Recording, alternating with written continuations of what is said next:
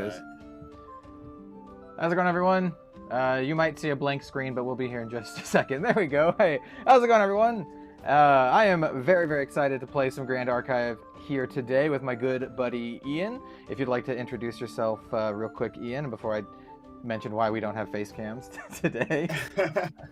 Hey folks, it's Iain here from Right Time Gaming. Always happy to come on and play some games with Kel here. And we are jumping into Grand Archive today with the starter decks, which is going to be pretty cool. Yeah, so I don't know. I'll probably end up playing all three of the starter decks. Basically, I don't have the face cam today because it is very, very hot. And my studio, it is sweltering, and you do not want to see me anyway. So it's just like, you know what? Let's just make it a little easier for everyone. We'll just play some Grand Archive. The focus is on the game here today anyway. So, maybe what we need to do for next time is research and getting virtual avatars for us instead of face cams. So just virtual versions of us. More than a few times, people have suggested that I do a VTuber. I don't know if I'll do that. Anyway, so let's pick my deck. So you're gonna play Sylvie to start, yeah? I am going with the Tamer Sylvie starter deck, which is in this case it is a water Sylvie deck. Tamer is an interesting class. It's more about having beasties and animals to help you out, and I just thought I've played a little bit of Rye and a little bit of Lorraine from the Kickstarter. I haven't actually played any Sylvie yet, so I'm jumping on that to give her a try. Yeah. So for folks in chat, hello everyone in chat. I'm not sure which one I should play, Rye or Lorraine. So the first person to type either Rye or Lorraine into the chat is the champion that I'm going to be playing for this match. So, yeah. We'll just wait. We have a few people in here. How are we all going? We're doing pretty good. Dude, I'm so stoked. I've been thinking about playing Grand Archive a lot, like a lot recently. It's I don't want to say reinvigor because I still like really love Flesh and Blood, obviously. But like, Michael says Rye. We're playing Rye. It's giving me that like, you know, new game feeling in a way that hasn't happened since probably Flesh and Blood. We got 2 Ryes. Yeah, hell yeah, dude. Yeah, we're playing Rye. I actually really like Rye. For my constructed decks, I have 2 like competitive constructed decks ready to go. One of them's Fire Xander, the other one is Wind Lorraine, and I really want to build Rye. That's kind of the next one on my horizon. I really like the combo-y aspect. If anyone out there plays Shadowverse, I really like Runecraft, and Rye is very much like Runecraft. Nice playmat, man. Well, Iain has a very nice playmat from Sushi Night, but if you're referring to mine, yes. This one was gifted to me by the devs. I think it's a 1-of-1. It has a shiny Grand Archive thing. It was, I think, to test out the fabric on the playmat. They wanted my opinion on it. It's good. It's really soft. The downside is the sharp corners of sleeves sometimes kind of like feels like they snags a little. Not a lot, but a little. And my playmat is from Sushi Night, Wellington based store here in New Zealand, and of course pretty much the spiritual home of Grand Archive in New Zealand at the moment. They were very much early adopters, getting in Kickstarter stuff, and they've already got the league nights and stuff going, and a pretty rocking community down there. So that's pretty cool. And yeah, Steve's a big fan of the game. Yeah, and we're a little bit slower taking off here in Auckland with the player base. But with that being said, any of you who are in Auckland or nearby Auckland and wanting to try out the game, Armageddon in 2 weeks' time in Auckland. There are going to be learn to play learn to play events with the Lorraine learn to play deck, and there's going to be two $500 cash learn to play tournaments. So you can go in, learn to play, you'll be given a deck, and then that afternoon you'll be able to play for $500 cash. Michael says he knows with Sushi those Night. decks. Yeah. Oh, he's from Melbourne. That makes sense.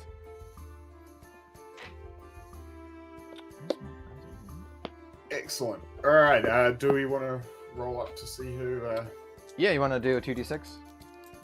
Sure. I've got my cool little new portable dice tower that I can use. I dig it. I got a 7, by the way. I got an 8. All right. You are right. I think I want to go. I don't know with these starters, but let's go first and find out. So we're gonna start by bringing in the Spirit of Water, and then drawing up my 7 cards. 3, 6, 7. All right. So I'm guessing the idea about this is I want to drop in some creatures possibly, and see how we go, and make them a little bit bigger. Yeah, I describe the Sylvie starter deck as a mid-range deck.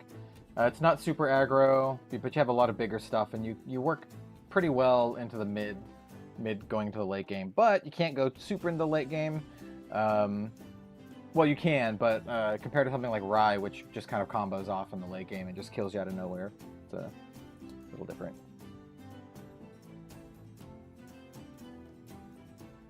Alrighty, so what we're gonna do? Yo, Grand Archive is in the chat. How you doing? Whoever's working the Grand Archive account, if it's Alan or Aldius or Silidar, I hope you're doing well. I saw some footage from the recent convention. Looked really sweet. We're gonna bring out the Dewdrop Here's, which is 2 cost. It's a an ally tamer animal rabbit, and it has floating memory, and it is a 1/3.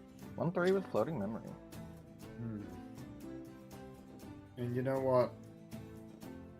I like that plate so much. I'm gonna do it again. Double rabbits. All right. Double rabbits. They're multiplying. That's true. That is true. Pass to you. All right. So first turn, we got our Spirit of Fire. So I'll draw my 7 cards. 4, 7. And let's see what we are working with here. Ooh. Actually, not a bad hand at all. All right. I think we want to. Oh, and I also draw for first turn since I'm second player. Ooh, very interesting. Okay, I think we're gonna start by playing a Library Witch, and we're gonna put I got that one, and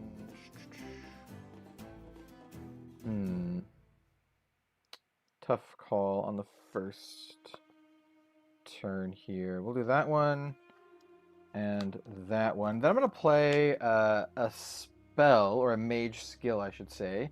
This is Idle Thoughts. I'm going to pay for that with this card here. It's a nice little one. It says, look at the top 4 cards of your deck, and then I can put them back in any order, but it also has floating memory, which is really good, so I can use that next turn to level up my Rye. And so let's look at the top 4 cards of my deck. I'm going to put them back in any order. I think we like it like that. And I think I just passed the turn here. Library Witch is a Grand Archive staple. It's just a 0/3. On death, draws a card, but it also has intercept, so I can choose to block an attack if it's coming at my champion here. And I'm just going to, pass you. Go ahead. Alrighty. I've got nothing to ready. So, I've materialized now, correct? Yes. It is, the phases are ready, materialize, recollection is when you get all the cards back from your memory, and then draw. Alright, so I'm gonna materialize in my level 1 Sylvie. So on enter the next animal or beast ally, you activate this turn. Enters the field with an additional buff counter on it, which gives it +1/+1.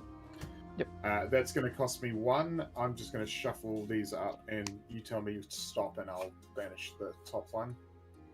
You can stop. You're good. Alright, so banishing the invoke dominance. Then these go to my hand, and I draw a card. Yep.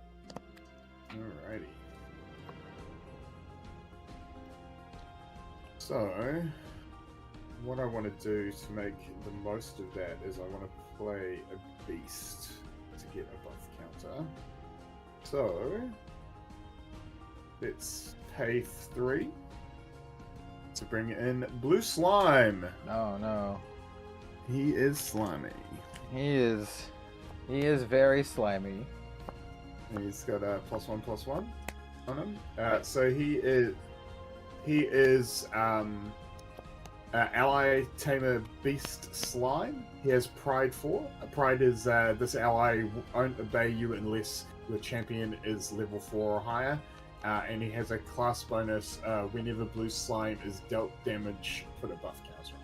So yeah, we're gonna start with a 1, and then if you hit him, that's pretty good. That's pretty good. 2/5 blue slime to start off with. Also, I have to read from chat. Lord Ubel says, "I swear Red Zone Rogue has some of the best mats and sleeves." You know, I'd like to think I have good taste. We're gonna come one rabbit at your face. Does the librarian want to jump in front of the rabbit? Is a 1/3? Nah, I'll take 1. All right. Well, again, what one rabbit does, the other will follow, and 1/3 again at you. Okay, I'll take another 1. By the way, folks who don't know, Grand Archive is not a game where you start out with X number of life and you have to work the way down. It's more of a game where you have a life total and then you take damage to increase the life total, or you take damage. So currently my Spirit of Fire has a threshold of 15, and so you tick up instead of down, if that makes sense. Mm-hmm. So stuff like this life counter where you can tick up, very, very useful. And that is going to be my turn. Sweet, sounds good. So I'm gonna materialize my level 1 rye. I'm gonna spend or pay for that with the floating memory that I have. So rye is on enter, put 2 enlightened counters on rye, and then at any time I can remove 3 to draw a card. So rye currently has 2 enlightened counters, and then I'm going to recollect and then draw. And I knew what that card was because I kind of shuffled around the top of my deck. Okay, so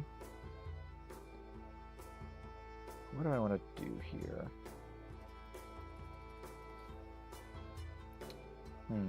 Okay, so the slime, unfortunately, is quite large.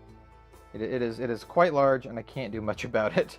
So I think we'll start off with another really great card here. This is a Creative Shock.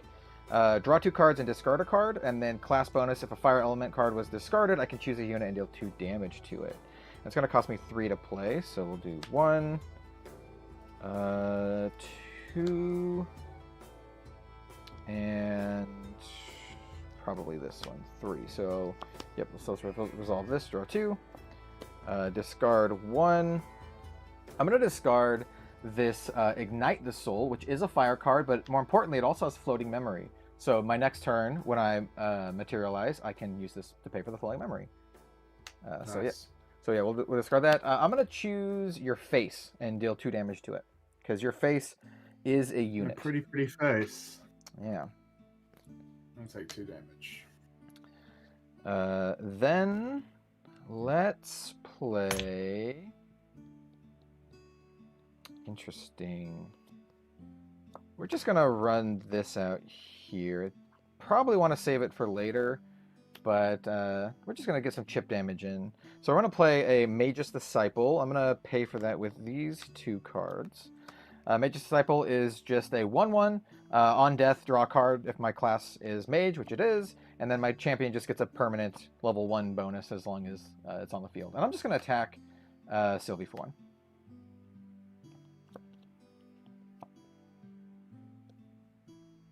So you have taken 3, and I will pass the turn. As says, I just joined and Iain is casting slime. Love it, slimy man. he do be slimy man. That's a very interesting comment from my good friend Az, who is a limey man.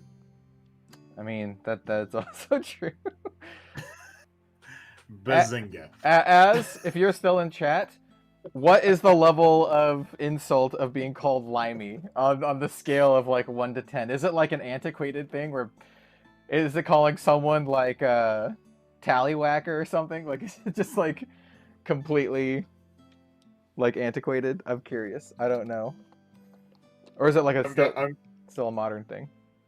So I ready my hairs, and for my materialize, I am going to play Beastbound Ears. So this is your champion gets +1 level as long as you control an animal or beast ally. Sweet. So effectively making my Sylvie a level 2 at the moment. As says, limey, how dare you?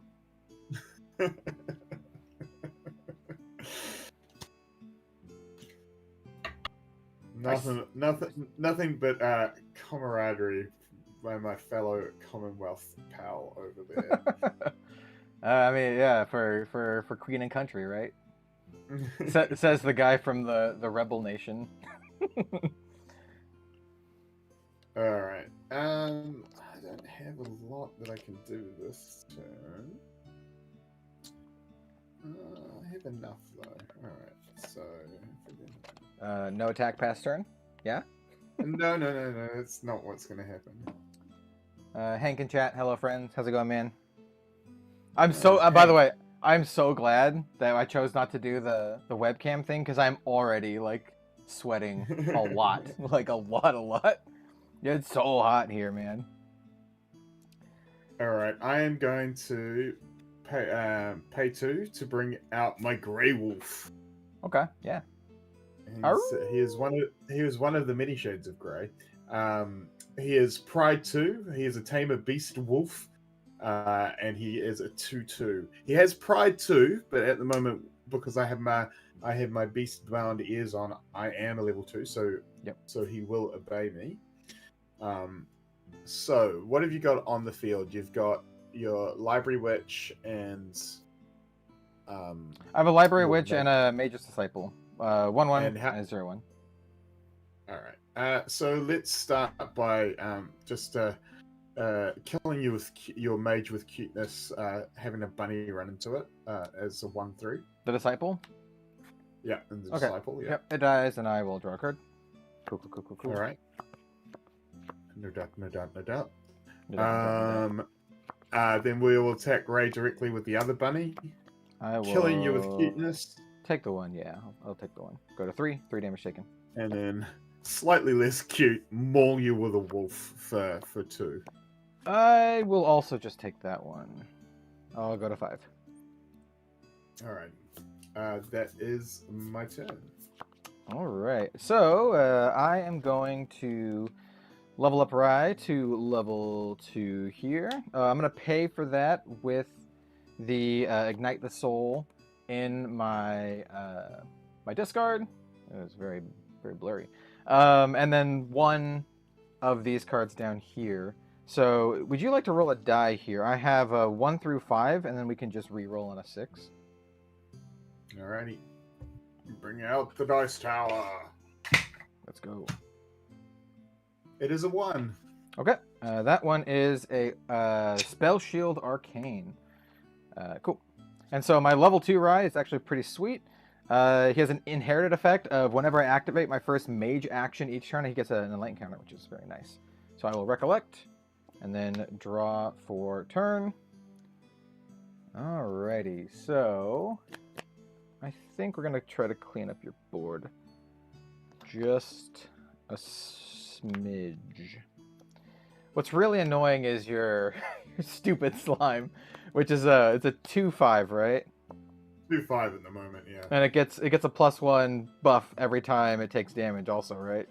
That is correct. Yeah, stupid slime. Okay. So, can I do it all? Maybe. So this is gonna cost me. Hold on. I have to math a little bit. So 1, 2, 3, 4, 5, 6. I have just enough to play it. I think I'm just gonna play it. It's kind of a waste, but also not really. I'm gonna play Purge in Flames. So this is an 8-drop action mage spell. It has efficiency, so it actually costs level less to activate. So it costs 2 less because Rise level 2. So this is going to cost 6, which happens to be my entire hand. But more importantly, it says deal 2 damage to all units except for my champion. Class bonus, deal 3 damage to those units instead. So it's going to deal 3 damage to your champion, all of your dudes, as well as my own library witch. So yeah, I'm going to pay for that with my entire hand. Rise is going to trigger from the inherited effect, so I'm going to go up to 3. And then everything is going to die except for your slime, which will get a nice little buff there. Yep, Library witch dies, I have a trigger to draw a card. All right, so it just gets it only gets a +1 buff, right? It's not for each damage. It's just when it takes damage. Yeah, so, when it takes damage. Yeah. Cool. So it's now a 2/6. Now 2/6. Sweet. And then did you take the 3 to the Sylvie space? Yep. So Sylvia's taken 6 altogether now. Alrighty. Yep. That is going to be my turn. Go ahead. Alrighty. So everything readies, because it's already ready. We are going to use our floating memory from our two hairs to pay for level 2 Sylvie. AC says hello. Hello. Hope you're doing well today. She's coming, and so level 2 Sylvie has on enter. If you control an animal ally, draw a card. If you control a beast ally, draw a card. So Slime is a beast ally, so I will get to draw a card. Yep. Glad I did the wipe, so you didn't get to draw 2 cards. That's right. And then Recollect Kitchen Phase. These will come back, and I will draw for my turn.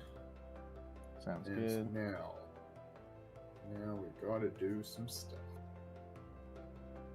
Yeah. All right. Ooh, that's actually quite interesting. All right.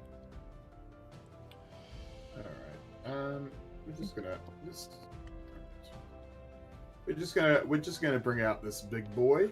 We're gonna bring out a rebellious bull. He is 5 cost. He is a Tamer Beast Bull. Rebellious Bull enters the field rested, and he has Pride 3, and he is a 3/4. So he is a chunky boy. So he's going to be in rested. Now, because we are level 2 with Sylvie, we're getting +1 off the ears. It's still not enough for Slime, because Slime is Pride 4, so I will just pass. Sweet. All right. So I'm gonna materialize this Water Residence Bauble, which will let me draw a card if my opponent has a water element champion, which in this case they do. I'm gonna recollect, draw for turn. I'm gonna immediately just banish this bauble to draw another card. I like cards. I like turtles. Ooh, I can do the little wombo here. Do I want to wombo? So your bull is a 3/4, yeah? A 3/4, that is correct. Yes. 3/4. Okay. Well, do I have enough to play both of these? 1, 2, 3, 4, 5, 6, 7. I do actually. Okay, yeah, I think we'll get some board presence here. So I'm gonna play a Blitz Mage, which is a 3/1. I'm gonna pay for the Blitz Mage with these 3 cards. I'm going to then. How many cards do you have in your hand? None. Okay, cool. Yeah. Okay. Yep. Now's the time to do this then. Then I'm gonna play a Flame Rune Swordsman, and I'm gonna pay for that with these 3 cards. And then I would like to attack your bull for 2 with the Flame Rune Swordsman. And then I'll finish it off with a Blitz Mage for 3. And I'm just gonna pass back to you. Just kind of getting a little board presence here. Alrighty. I am going to bring in a flute. The Flute of Taming. It's going to cost me 1, so if you want to roll a dice, I've got 5 cards here. So. Sweet, I gotcha. That's a 5. So Flute of Taming has basically exhaust. Your champion gets 1 level until the end of the turn, or exhaust target animal beast ally gets your choice of +1 attack or +1 life until the end of the turn. Sweet. So what I will do now is tap that down to give myself an extra level. So I'm going to be level 4. So my slime will be online, and its pride kicks in and it starts listening to me. So how big are your two dudes on the field? Blitz Mage is a 3/1. Flame Rune Swordsman is a 2/2. Well, let's take out the Flame Rune Swordsman. So I'm coming at you for 2/6. Okay, yeah. Well, he does. Yep. And then that will be my turn. Cool. Let's see. We stand up or wake up. I forget what the nomenclature is here. I think. Oh, hang on. Sorry. It's not my turn. I totally didn't actually. Oh, you didn't recollect? I didn't actually do the recollect. Oh yeah. No, go ahead. I was like, I feel like I should have been able to do more that turn. I'm like, hey, if you want to just pass, I'm happy with that. Yeah. Okay. Yeah. No. Right, go ahead. yeah. Go ahead. Yeah. So I still make that attack, but I actually yeah. I have cards. Although in saying that.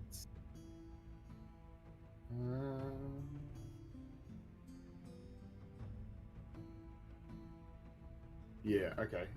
We're gonna bring out a deep sea beast bonder. So this is an ally tamer human, and your champion gets +1 level as long as you control an animal or beast ally. It has floating memory, and it is a 1/4. 1/4. All right. And so, did you say your other dude had 1 life? Yeah, it's a 3/1. Yeah, well, let's take it out then as well. Ah, bummer. Okay. You just got mermaid. I did. Poor Blitz Mage. Poor Blitz Mage. Looking at the comments, how were you able to find someone to play GA with? Never seen anyone play it. Well, actually, Keller and I, we were both Kickstarter backers, so we have been lucky enough to have had the product for a little bit. But also, Kel and I are very front running to new games. We we like to at least try everything out. So it is the nice thing about having someone with the same sort of mentality when it comes to trying out new games. It means you always have at least someone to try start a decks out with. So we are lucky in that friendship between the two of us. That is not incorrect. All right, are you done? I'm done. I'm done now. Okay. I think. Well, now that you killed my dude.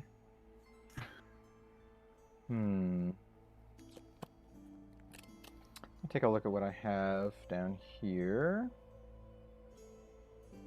Do I have anything? I think I should just go for it. Yeah, I think I should just go for it. Yeah, okay, so I'm just going to level up Rye to level 3. I normally would want to wait here, but I think based on what I have, we're just going to kind of go for it. So we're going to level up Rye to Rye Stormseer. I'm going to pay for it with one of the floating memory in here, with the Flame Rune Swordsman had floating memory, plus 2 more from my memory. So which ones would you like? I have 6 here. Let's go. Adventure Co says, been playing a lot recently. Florida community going pretty strong. Yeah, dude, the game's popping off. Like, my Discord, a lot of people interested. The TCG player push. You had the Reed Duke video yesterday. Game's doing really well for its first release. We're gonna go cards 4 and 5 is what I rolled there. 4 and 5? Okay. Cool. So you hit a Impassioned Tutor and an Arcane Sight.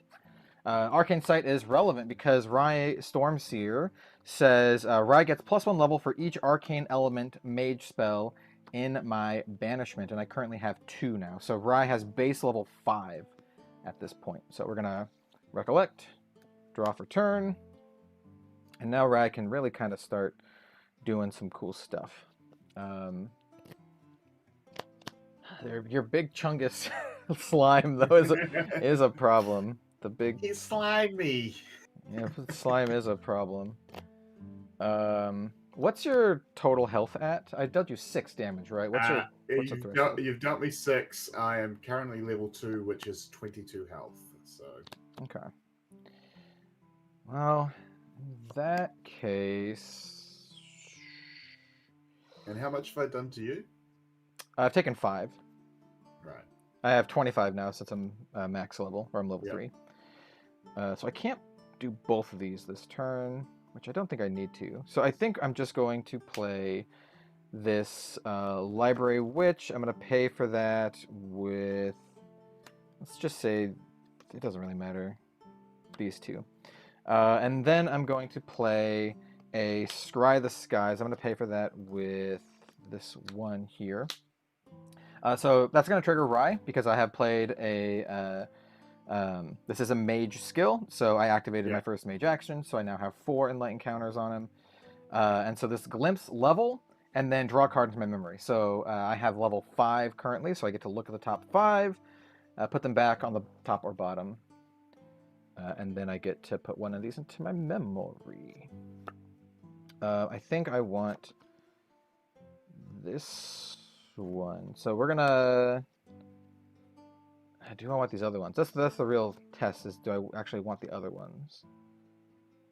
I don't think so.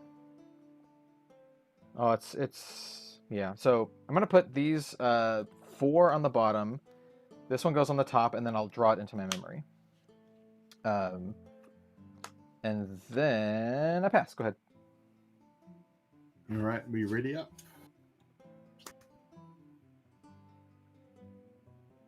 Yeah, I've been thinking about playing Grand Archive a lot recently. I've built 2 fully competitive decks, Fire Xander and Wind Lorraine, and I've just been really wanting to play like a lot more recently. All right. We're gonna keep the costume coming. We're going with the Beastbound Boots. This has banished Beastbound Boots. Your champion gains Spell Shroud until the end of your turn. Activated abilities. Activate this ability only if you control an animal, beast, or ally, and units with Spell Shroud can't be targeted by spells. So basically, it gives me a little bit of spell cover. Yeah. If the Grand Archive account is still in chat, I have a question. Can Iain activate that in response to me targeting him with the spell?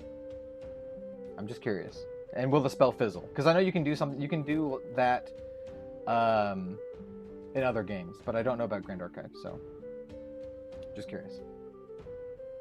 Or does he have to do it kind of like preemptively? Okay, you can continue playing. I just want to see it is a fairly good point. I'm just wondering if you can fizzle my like 11 damage arcane spell or whatever, you know? Yeah. Yeah. Grand Archive says yes. So yes, you can't do that. All right.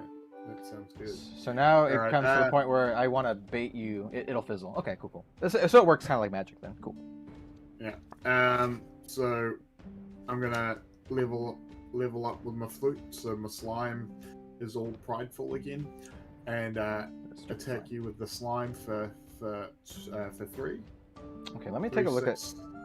Take a look what I have down here. For 3, yeah. And you're attacking Rye, right? Yeah.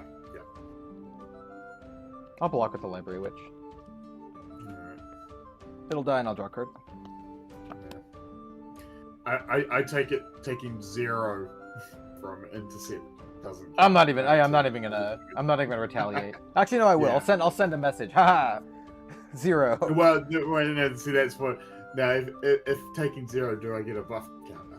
No, yeah, you have to take damage. You didn't take damage. Yeah, straight up. And then we'll just go in for 1 and 2. Yeah. Okay. Yeah, go into for 1 and 2 there, and a handful of very expensive things.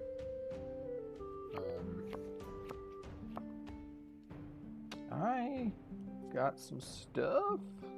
Maybe. It'll be interesting. I think. Oh man, this is tough.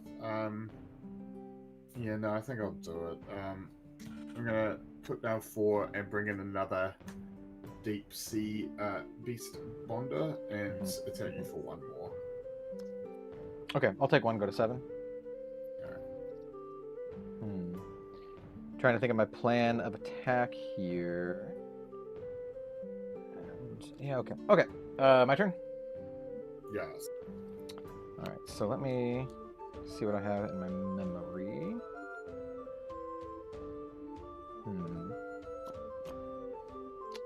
Alright, yeah, the slime is just... it's just so annoying. I have to deal at 6... No, I have to deal at 7 damage if I want to attack it with 2 things. So I have to hit a thing and then hit a thing. Yeah, so... Oh, yeah. I need, what is it called? I need this deck. I can't remember if this deck runs like Disintegrate, where it just kills it straight up. That's what I need.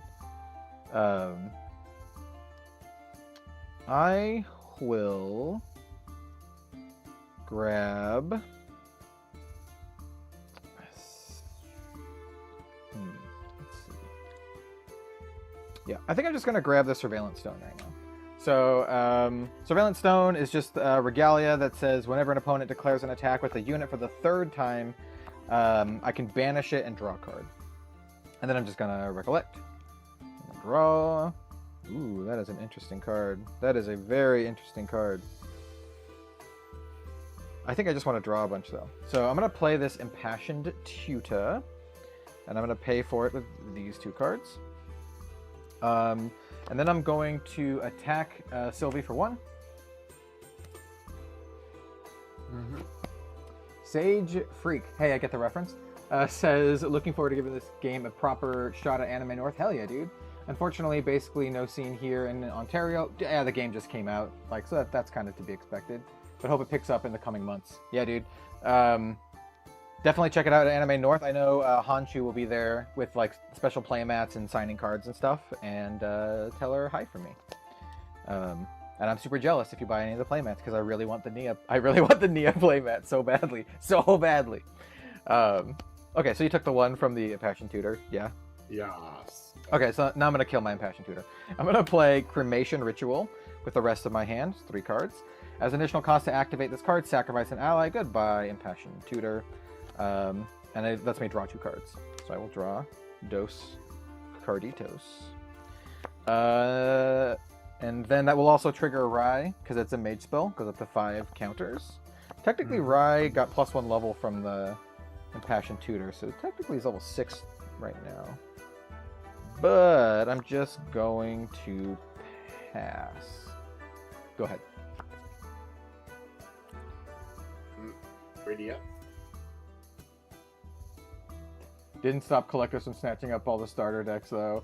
Yeah, dude. Hey, when I did that, I did a Kickstarter opening thing and kind of like a review of the Kickstarter deck, and it was like $40 at the time, and I was like, hey, this is a really good deal. Everyone should buy them now for $40. Turns out you probably should have bought them for $40. Yeah, they're like over 100. They're like over 100 now. I'm gonna finish my costume and bring in the Beastbound Paws. Cosplay achieved. Yeah, cosplay unlocked. Yeah. So banish Beastbound Paws. Target animal or beast ally you control gets +1 and gains True Sight until the end of the turn. Units with True Sight can attack units with Stealth, which I'm not sure is going to be a huge thing in this matchup. But I don't think this deck runs anything with Stealth. and then, oh man, at some point I'm just gonna have to. Like the problem is, all these cards are so high costed, and I'm like, to get to my level 3, I'm gonna have to just. Since you're not killing the things with floating memory. You know. Yeah. All right. Well, I'm just deja vu this a little bit and bring out my third deep sea. The same deep sea beast bonder. Yeah. It's the same day, David. So I'm gonna give +1 level to Sylvie, so my Slimer boy can swing at you for 3. Yeah, I take a 3. For 3. I have now taken 10. Oh, you're gonna just attack with all of them? I'm gonna attack with all of them. Yeah. So let's just shortcut it. I'll go up to 13. Yeah. 13 damage. Yeah. All right. Cool. Yep. Yep. Oh, and then on the third attack, I'm going to activate my Surveillance Stone to draw a card because you've attacked with at least 3 dudes. Yeah. Draw a card. That's fine. Interesting. Very interesting.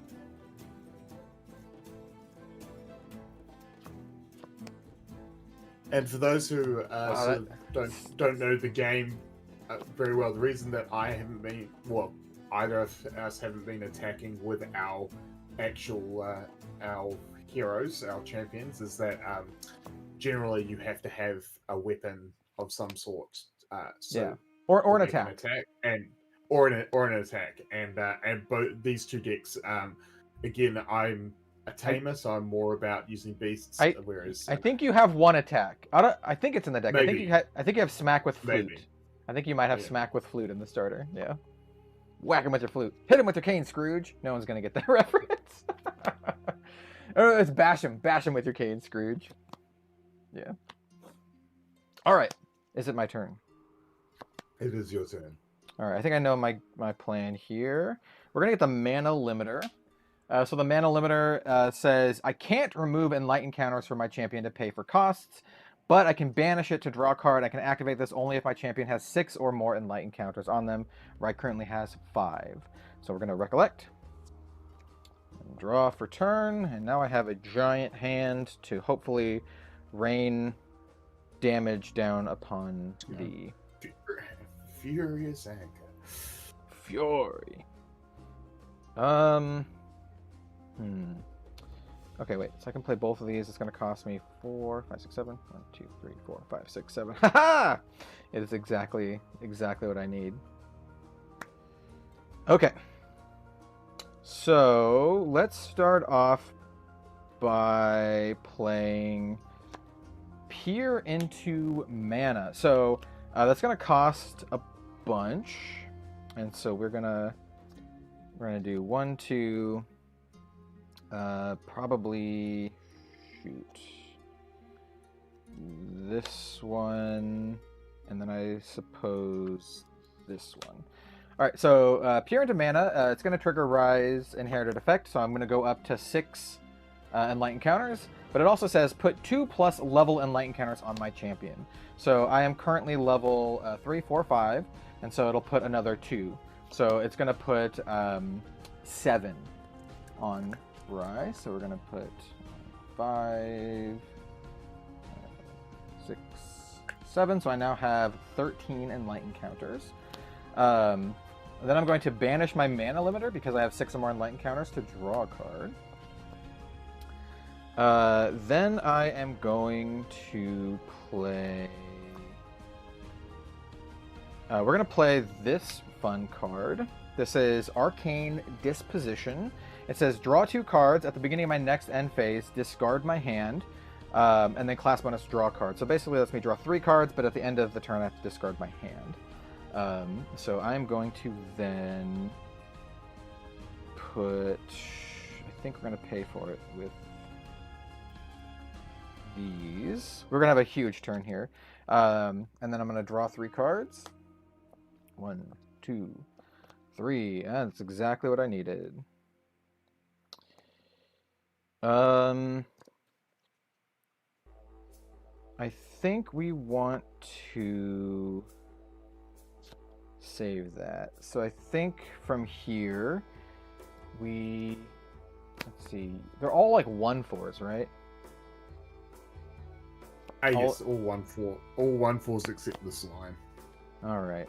So I think we just want to kind of do a little setup here.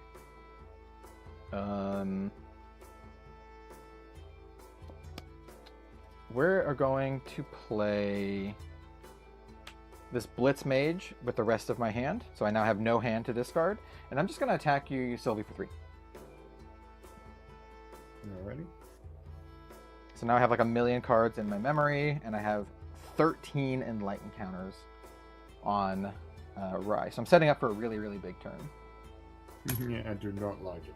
And I'm just going to pass. Go ahead. Yeah. So we ready.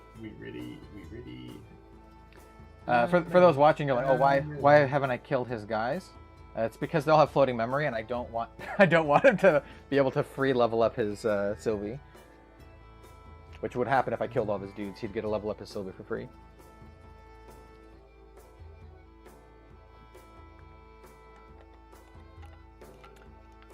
We're gonna bring out Life Essence Amulet. Okay. So this is just regalia item. Whenever an ally you control dies while it's not your turn, you can banish this and draw a card. Sweet. Alright, and then we will get up and we will draw the cards.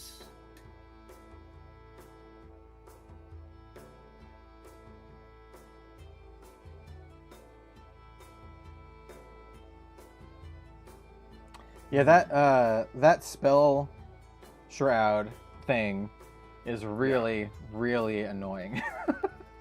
it's really annoying. All right. We're just going to level up so we can swing with Slimy Boy for 3 into Rye. For 3, I'll take 3. Go to 16 damage taken. And then shortcut it out. 3 more. Yep, I'll go up to 19. Right. Yeah. Now I can't I can't just put stuff down. No, you have to actually use it like play. Yeah. Because I'm kind of a bit hand screwed at the moment, so I'm just gonna have to pass. Yeah. Ooh, okay, yeah, dude, let's do it. All right, so we're gonna wake up. I think I'm just gonna grab this Crystal of Empowerment, which is Regalia that says I can banish it, and my champion gets +2 level for the turn. We're gonna recollect my massive hand, draw a card, and force you to use your Spell Shroud thing. So, how much damage have you taken, and what's your total life? I've taken 10, and my total is 22. So I've got 12 left. Okay. Well, let's see if you'll do it on 1. I would like to... So I'm currently level 5 here. Mm-hmm. I think I want to do it like this, because we got to get that out of here somehow. So, I would like to fireball your face for 5, and I'm going to pay for that with... Hold on. I think we're going to do that one And oh, my hand is so big, I have to pick and choose carefully. That one and this one. So fireball your face for 5. Do you have any responses? And how many cards in hand? 1, 2, 3, 4, 5, 6, 7, 8, and I can also draw at least 4 from Rye. So I have access to about 12 cards. Yeah. I'm taking 5 here because I think you've got Arcane Blast, so... You're taking... I'm taking 5, yeah. Okay. And what does that put you at now? 15. I would like to attack your face with my... Oh, no, let's wait. So you're currently at 15 damage, and your max health is how much again? 22. Okay. Yeah. I'd like to fireball your face again for another 5. And I would pay. I'm gonna pay for that one this time with this, and I might be able to get there with just attack damage actually. With that and that, so another 5 at your face. Correct. I was hoping you didn't have more fireballs. See, because yeah, I can't. Yeah, I think I'm gonna have to use the shroud on that one. Okay, so the little fizzle. And then now I cannot target your champion with spells this turn. That is correct. Okay. I would like to play this Flame Rune Swordsman. And we're going to pay for like that. And then I'd just like to... Well, actually, no. We're not going to do that. We're not going to play the Flame Rune Swordsman. I think...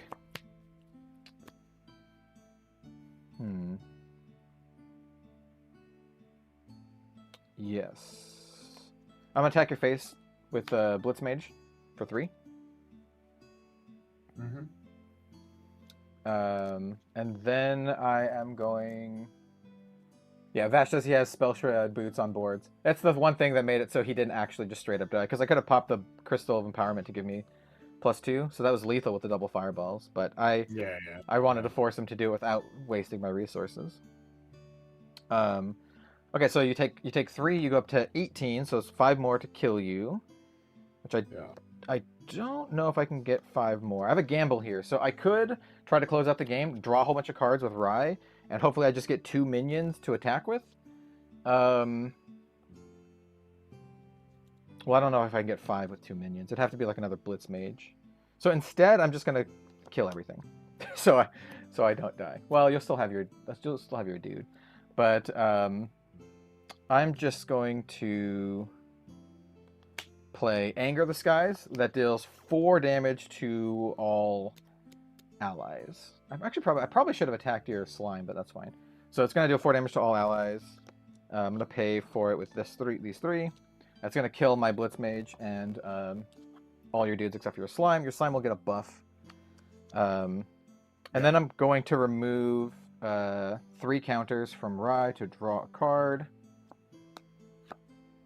I'm going to remove 3 counters from Rye to draw a card. And then I'm going to play Library Witch, pass the turn. I'm going to ready up. I am going to use my 3... floating memory to bring up my Sylvie level 3. Yep. So Sylvie level 3, Sylvie loved by all. She has animal beast allies you control get +1 life, +1 toughness or whatever life, I believe it is, and have intercept. And it means that I'm up to 25. Draw my card for the turn, and now I can finally play a bunch of cards that are in my hand that I couldn't play before because they're all terror. Yeah. So let's start by playing Terrasite, which draws me a card for free. Yep. And it's got Preserve, which says put this put this into your materialized deck as it resolves. As you materialize this, you may instead return this to your hand, which is kind of cool. And I liked that so much that I'm going to do it again. All right. Yep. As you can see, why I haven't been playing cards for the last turn or so. Yeah. All right. So what are you on life-wise? 19 out of 25. All right. So I have to do 6 to you. You've got 1 intercept there. Yep.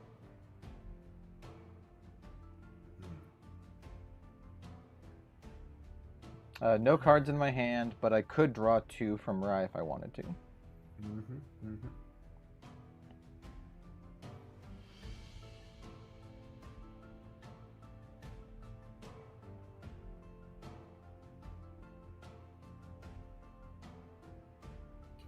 Seems okay. So we're gonna play Piper's Lullaby, which says it's a action tamer skill melody. If you control an animal or beast ally, your champion gets +1 level this turn. Class bonus, rest up to 1 target ally. So I will rest your library witch. She's gonna have a bit of a nappy nap. Okay. I would like to note that I could still intercept if she's rested. Oh really? Oh no, I'm sorry. You can. No, No. Yeah. Wrong game. Like, wrong game. No, you're good. Wrong game. Yeah. I was like, I don't think you can, but No, you're good. you know. All right. But also key points for this: +1 level for the turn. But also this was a melody card, so just because some things trigger if you've played a melody card. Harmonize. Harmonize, exactly.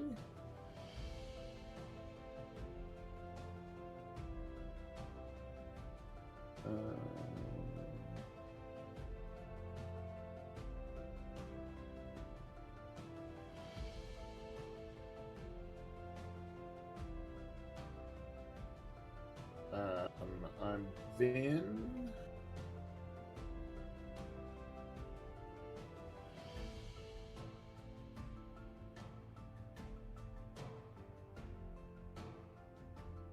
gonna play Gaia's Songbird, and this has on enter, class bonus on enter, reveal cards from the top of your deck until you reveal a beast ally card. Put that card into your hand and the rest on the bottom of your deck. And she's and it's a 1/2, so it's a beast ally. So this is an animal turtle, so that's not a beast, I believe. Not a beast. Oh, there you go. There we go. And there's the big chunky. That is the big chunky boy. Unfortunately, he costs a truckload. Which I'm not going to be able to bring him out this turn, so that's all right.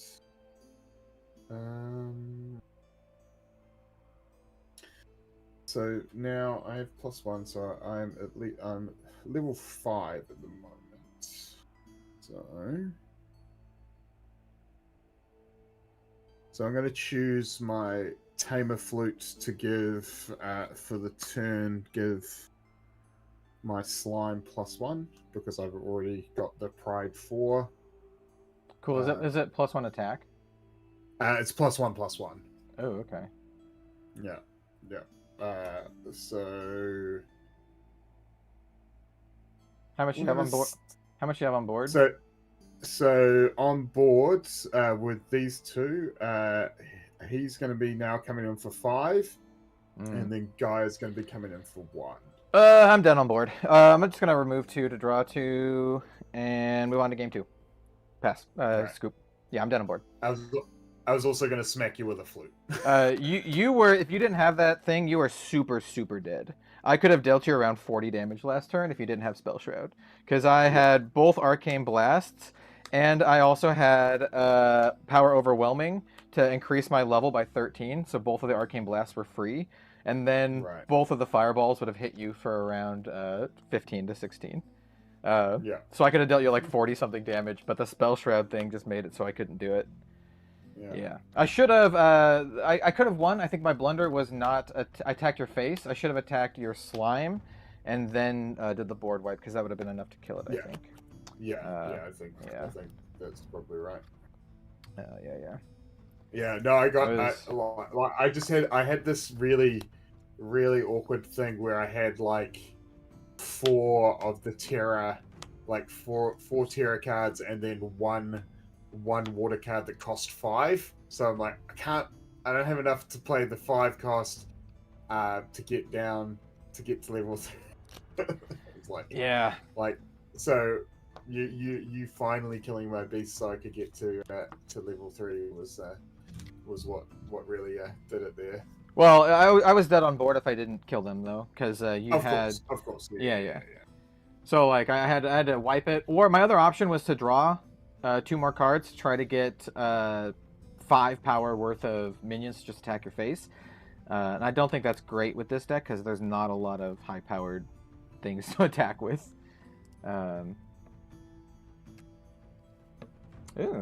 Grand Archive says, don't forget you can use your flute to enable Harmonize for your Mist Resonance.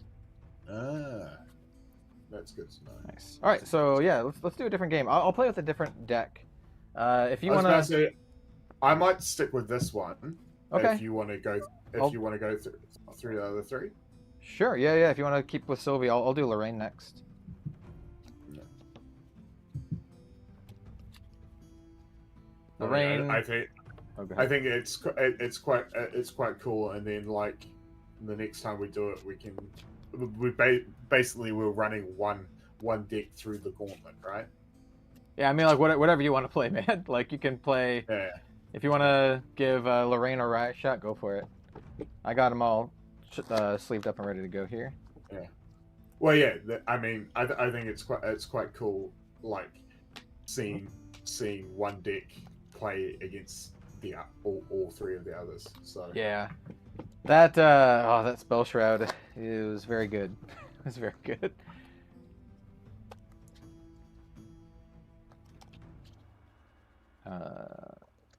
Yeah, this will be an interesting matchup. So the last deck, Rye had. It's kind of like a rock paper scissors things with the baubles in the decks, right? So it's different than the Prelude starter decks. So the Rye deck has the water bauble, which gets the free draw off of the Sylvie deck. But now Sylvie, I believe, has the wind bauble, which will get a free draw from my deck, and Lorraine has the fire one. So it's a little bit of a kind of a give and take kind of there. All right, give it a good old cut, and then we're playing with fresh deck, so let's just kind of roll to see who goes first. Yeah. Snake eyes, like actual just double ones. I'll go second because I went first last time. Okay, cool. All right, good luck. Let's do it. You too. I'm just gonna immediately call my spirit. If you get rid of the slime, then he would be forced to pop the boots early for that turn. Yeah, I mean, like... That is a good point, yeah. I mean, I should have just straight up killed this. Should have just killed the slime. Yeah. The slime's one of those sort of classic TCG things of like, if you let it hang around, it just gets more and more annoying, and you just constantly like, I wish I'd dealt with this a lot earlier. All right, so a certain sword that used to get counters. Yes. In another game that we play. Oh, wait till you're done shuffling. I'm about to start playing stuff. I just realized you're still shuffling. I realized that those 2 Terra sites were in my materialized deck, so I gotcha. Throw them back in. All right. Fun tip for those who want to spice up your Grand Archive decks. I like running main deck Dragon Shield sleeves because, in my opinion, they're the best sleeves on the market for like shuffling and all that kind of good stuff. Shuffling, durability. But you're not really shuffling your material deck, so I recommend like character sleeves if you want to spice it up. So I matched obviously my Lorraine sleeves with the Lorraine deck, but you can do whatever sleeves you want. So like my Sylvie deck, for example, has Shadowverse character sleeves. So yeah. All right, we're gonna start off by playing Veteran Soldier, which is just a 2/3 with floating memory. And that's just going to basically dump my entire hand here. And basically saying, hey, what card do I want to keep? And I'm pretty sure this is the one I want to keep. All right, so go ahead. It's going to cost 5. All right. We bring out our spread of water. So we get our 7. And then we get to draw 1 for the 2.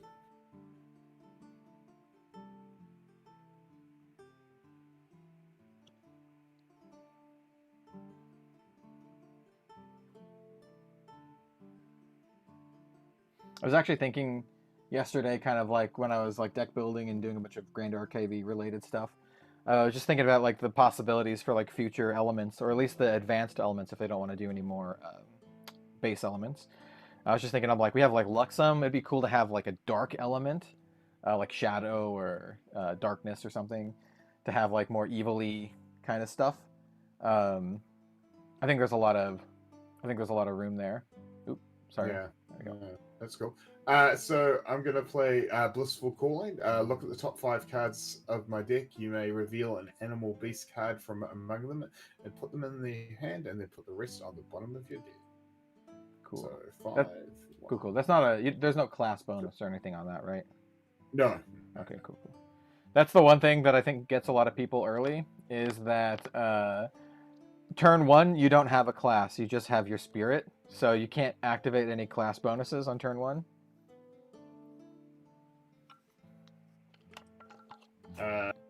We are going to bring in the bunnies. So Dewdrop Hairs goes to my hand. Sounds good.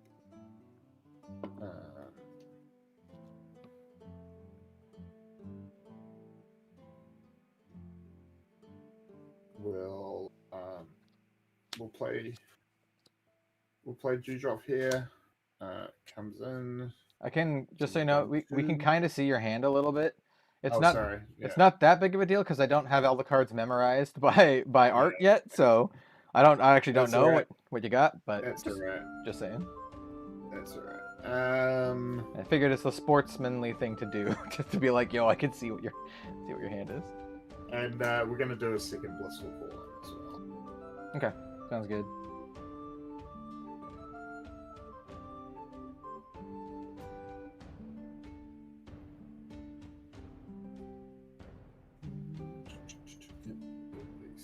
And we're gonna grab a Slimy Boy.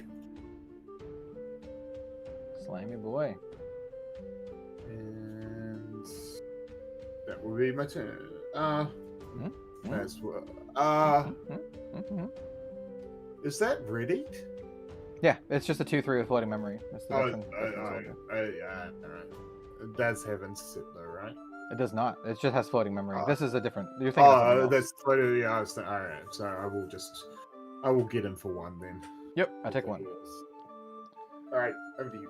Okie doke. Yeah, we're just gonna obviously level up to Lorraine level 1, and I think the weapon we want to bring in is what we got going on. Sure, we'll just bring in the Ornamental Greatsword while I have a dude to target. So, yeah, I'll bring Ornamental Greatsword, which will target ally gets +1 till end of turn, which will be the Veteran Soldier. For Lorraine, to pay for the cost, could you roll a d6 for me, please? We have 5 cards here. Got to get use out of that dice tower, right? That's right. It's a 4. 4? Okay. This one is the other Veteran Soldier from my hand. All right. Cool. So we're gonna. Also, just a fun fact about this very cool dice tower. it was bought. It was bought with part of the funds that I won from winning the Grand Archive $500 cash tournament at Tauranga Armageddon. So thanks, Nice. Grand Archive. Nice. Very nice. Okay, so I think I can do all this stuff. So we're gonna go full Unga Bunga mode. Ook ook, smash face. So we're gonna play the other card that you were probably thinking about. This is the Esteemed Knight, which is a 2/3 with Intercept. And it costs 3 to play, and I'm going to just dump these 3. Doesn't really matter because I'm going to be using my whole hand this turn. Then I'm going to attack your face with Lorraine and my sword. Technically the sword had 1 counter on it, but it's going to get busted anyway. So attack your face for 1. The sword gets destroyed or banished because it doesn't have any more durability on it. But more importantly, it's made out of oatmeal. Yes. Or oatmeal greatsword. But more importantly, it enabled me to attack or to play this Inspiring Call, which costs 2 less if my champion has attacked this turn, which Lorraine has, so it only costs 1, which is conveniently what I have in my hand. And it says, allies I control get +1 attack until end of turn, draw a card into my memory. So I draw a card into my memory, my 2 dudes get buffed, and if you don't have any effects, I can just shortcut this. It's going to be 6 to your face. Yeah. So good old 7 damage right off the bat. I'll take a look at the card that I put in there. Interesting. And then pass to you. Go ahead. All right. I am going to pay 1 for my Sylvie. So if you'd like to roll a d6, I've got a 1 through 4 here. Yep, I gotcha. That's a 2. So that is a blissful pool. It gets vanished.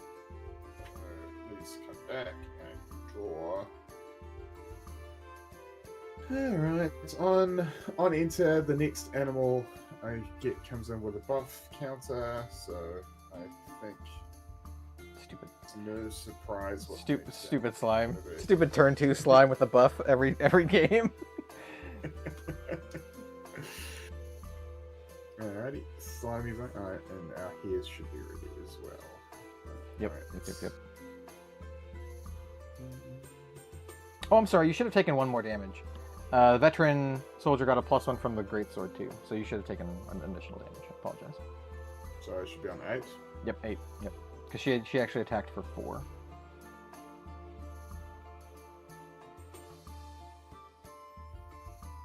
So how big are your dudes? They are both 2 3s. 2, 3. Yep. The Esteemed Knight has Intercept, which he's rested, so it doesn't matter. And the veteran soldier has Floating Memory. And now I need to think long and hard about what I get next turn. We're going to bring out another here. And we're going to go here into the Intercept dude. And then also the slime into the Intercept dude to kill him. Okay, so yep, he takes 3 and dies. And then here to the face. I take 1. I have now taken 2. And that'll be my turn. Alright. This is interesting. I'm not sure exactly what I want to grab. So the slime, once again, it's a 2/5, right? Oh, no. I couldn't attack with the slime because Oh, yeah. 4. Oh, yeah. I was... Good call. That makes it... Before people are like, people yell. I should pay more Yes, attention. yes. So just two at my face then instead? 2 at the face, yeah. Okay, so Two I'm at the face. at 3 then. Yeah. Okay. But the slime is a 2/5, right? 2/5, yeah. Okay, let me think. So I got these in a thing. Oh, there's no way I can even do that. Yeah, even if I wanted to, there's no way I could do that. Well, I guess that makes that... I guess that makes that option easy. I think then we're going to materialize... Shoot. I can get a sword. I could get a sword. I think I'm just going to grab this Life Essence Amulet. That lets me draw a card if you kill one of my dudes on your own turn, or on your turn. And then we're gonna recollect and draw. Oh, that's a good one. That is a very good one. And it continues my, what I like to call my Unga Bunga strategy of just attacking your face. Because I like aggro. So we are going to do that. I'm going to Savage Slash your face with Lorraine. It's just a 2 attack, but it has floating memory, which is great. So I can do that on a future turn. So we're going to pay for it with these 2. And so yeah, this is going to be 2 to your face. How much have you've taken 10 now, right? Yeah, 10. Yeah. Cool. And then I'll just do another 4 to your face with my two units. So you have taken 14.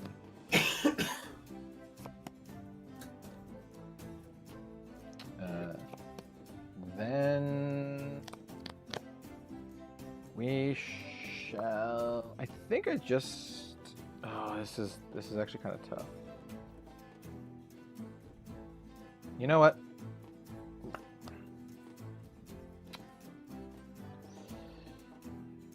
Yeah, I just want to get the aggression out. We're gonna play a Banner Knight.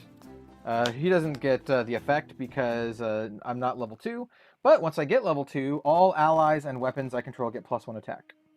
He's a 1/3. I'm gonna pass the turn. He's one of my favorite cards in the game. I love me some Banner Knight.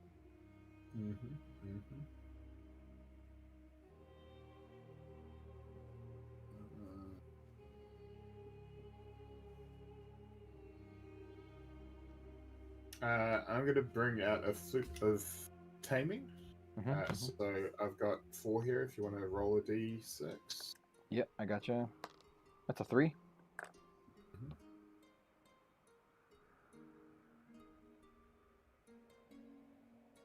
And draw up.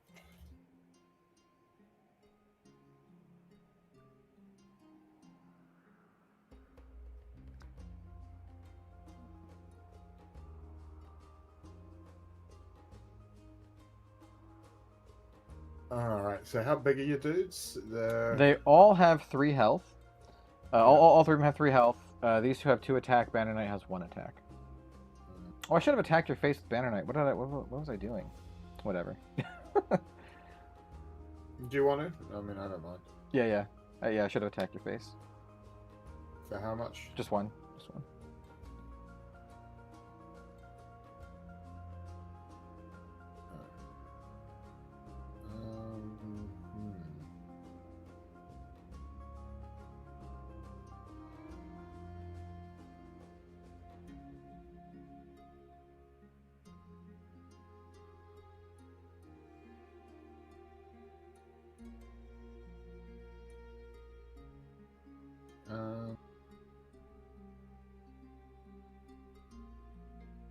I'm gonna freezing hail your Banner Knights, which is mage spell, deal 2 damage to target unit. That unit doesn't wake up during the controller's next wake up phase. Okay. Yep, he's taken 2. I will then kill him with a rabbit. Okay. When he dies, I'm gonna activate my amulet to draw a card. I figured you would. Yes. I'm then going to give my other rabbits +1/+1, which isn't enough to kill either any of the dudes, so I'll just attack your face first. Okay. For 2. Okay, cool. I've taken 5 now. How much have you taken? I've taken 15. What's your life? 19. Oh, okay. Yeah. Yeah. All right. Is it my turn? Yeah. I think I have lethal. I have lethal on board. Because these are both attack for 2. Yeah. Yeah. I mean, I'm just gonna try to kill you. I'm gonna get the Sword of Seeking for 0, recollect, and just attack you for lethal. Yeah, attack you for 4. Yeah. Yep, you got it. Yep. All right, yeah. I was trying to think of a turn where I had a hurricane sweep that I've been really trying to not banish, which is an attack with cleave, which hits all your guys. And I was trying to do a turn where I could level up Lorraine to level 2. This is maximum greed. And she says she gets +2. Her attacks get +2 for the turn, and then when she kills an ally, I get to draw a card. So I want to set up a turn where I can hurricane sweep and level up Lorraine to kill your board and draw a bunch of cards. But just turn in dudes sideways. That's what I'm best at. Just aggroing people out. Do you want to do the mirror then, or did you want to run that one back since it was so quick? That was very quick. The folks in chat, would you like to see a Sylvie mirror, or would you like to see Lorraine again? First person to say whatever is what I'm going to do. But not literally saying whatever. Say either Lorraine or Sylvie. Or I guess Rye, if you want to see Rye again. That's also a possibility. Because at this point, we have now seen all 3 of the decks played. And Rye is the only one that hasn't won. Poor Rye. Rye's good, though. Don't get that wrong. Rye is, the Rye starter deck is actually very, very good. It has a good foundation to upgrade it into an actual competitive deck. Same with the Lorraine deck as well. Sylvie, I don't know. We could talk about that. And if no one says anything, there is a delay. But if no one says anything, I'm just gonna roll a dice.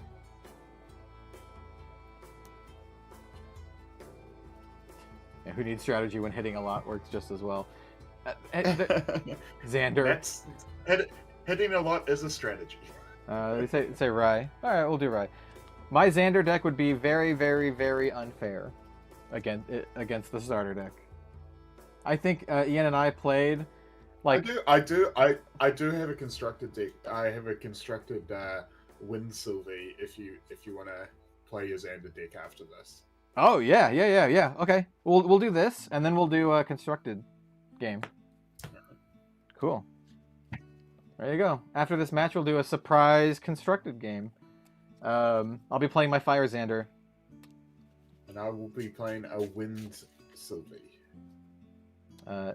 Yeah, I'm gonna be attacking face a lot, basically. We'll see. We'll see how it goes. Well, you're gonna be trying. Yeah. Like I said, we'll see. We'll see how it goes.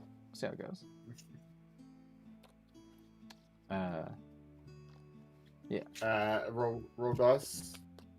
Yeah. Just give it a cut. I got a 6. Oh, look at that. I am going to choose to go first. I think Rye wants to go first. I still haven't played enough to know whether or not, or which matchups and stuff you want to go first or second. And well, I mean, like, you have an extra card if you go second, but for Rye, I think getting to level 2 and starting to get all of the Enlighten counters is just good. Get more value out of that. So I'm going to draw 7. And let's see what we got going on here. It is still very weird to me to start a game where one person draws and the other person has no cards. Yeah. Well, it also means that I can't smash your face on turn 1. You can't do anything. Yeah. So it's funny because like aggro decks, I think going second is actually like not terrible. I'm just gonna play a good old Library Witch, and we're gonna pay for that with these 2. And I think that's all we're gonna do today. I think that's enough. I'm past 2. You do want to play something though, because that's the thing with Grand Archive. You do want to play at least something so you can level up to your level 1 to get all your class bonuses and stuff. Yeah.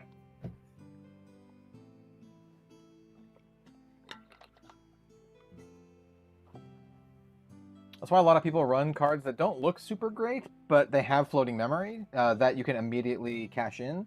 So like there's that one card that costs 1 that lets you look at the top, like rearrange the top 4 cards of your deck, but it has floating memory. So playing that turn 1 is like great because it sets up your next turn, but also gives you floating memory, so you can get like basically a free level 1 champion. So I'm playing Blissful Call to start with. Yep, that's the one where you get to look at the top, whatever. Look at the top 5, yeah. Yeah. And that is a complete whiff. Ooh, I hate to see it. That's not great. So... I should have done that first. Alright, I'll do it.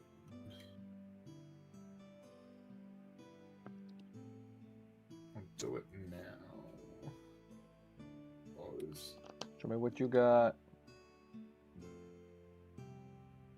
Oh, I forgot. I should actually have 1 extra card. Yeah, you needed to draw for first turn. Yeah.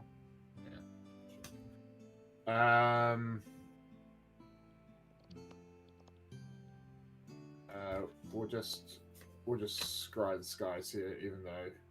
So you just put I'm level 0. Yeah, so you just put the top card in. Yeah, that's fine.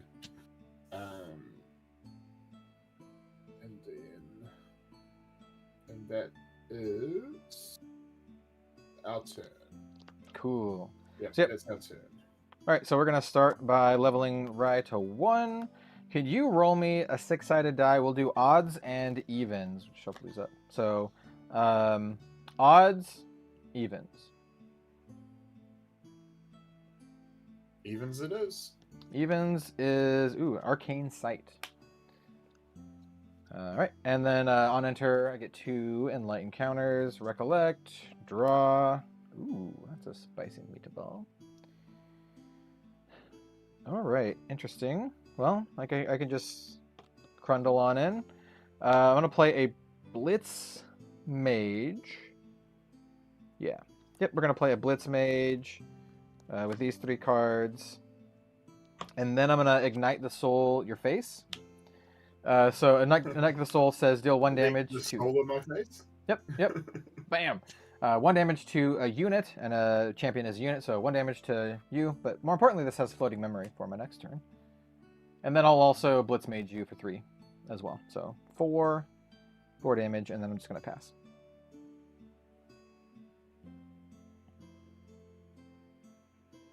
I'm going to level 1. Mm-hmm. So if you would like to roll a d6, and I'll do 1, 2, 3, 4, 5, 6. That's a 1. 1, 2. What I got down here? Yeah. Let's see if we can make it 3 games in a row, shall we? No stupid slime. No stupid slime. Get out of here. But this isn't terrible. I'm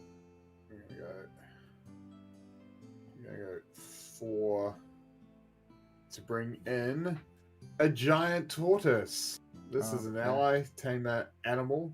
It is just vanilla, but as a vanilla 1/6, but with the buff, it is a 2/7. Was a large lad. It's a large lad, and the upside to him, no pride. No pride. Yeah. So, No, I actually think the turtle's like kind of good. There's a card that lets you attack with their or deal damage with their defense. Lets you butt fight, as I would call it. And butt fighting turtle. How big's your arrested dude? That's a 3/1. It's a 3/1. Let's chill them. Yep. Or tortoise him. Blitz Mage is no more. And over to you.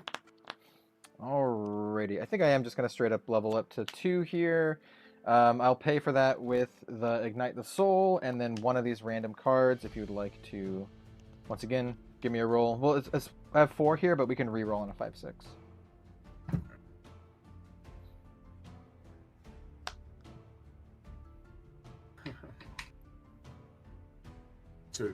Two. Oh, that's a good one. You got my Purge in Flames, which is the AoE. Alright, so recollect. And draw. Yeah.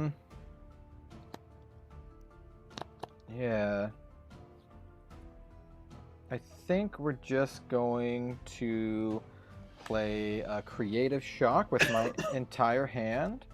It's going to trigger a Rise effect to get a counter, so now every time I play a mage spell, or rather the first time I play a mage spell, I get to put a enlighten counter on it. So Creative Shock, draw 2 cards and discard a card, and if I discarded a fire element card, I can deal 2 damage. Draw 2 cards. I do not want to discard that one, so I'm just going to discard this one instead. So I'm just going to discard this Anger the Skies, and then pass turn to you. Alrighty, we are going to ready our giant tortoise.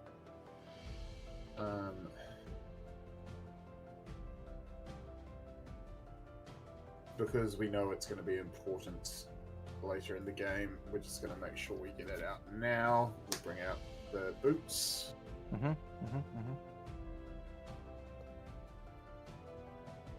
I think I know what I'm doing next turn.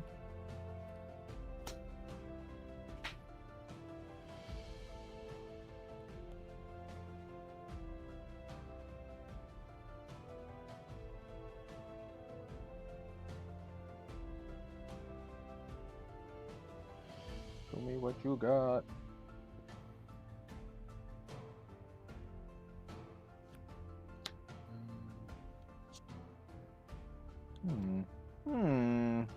Okay, that's a solid. That's a solid. I'm gonna pay 4 to bring out our trusty steed. On enter, another target ally you control gets +2 until the +2 attack until the end of the turn. So we'll just get +2 attack until the end of the turn. Luckily, I've got these sweet little +2 attack token. And let's attack your face for 4. Yeah, I'll throw a Library Witch in front of it. Well, let's attack her face for 4 then. Yep, she did. I draw a card. Alright. And then I'll attack you for 1 with the steed. I take my first damage of the game. Alright, I'm at 1. My turn? Or rather, any other effects? No. That's it. Alright, so I'm just going to get this Water Resonance Bauble. Recollect. Draw. Crack the bauble immediately to draw another card. And now we can start doing things.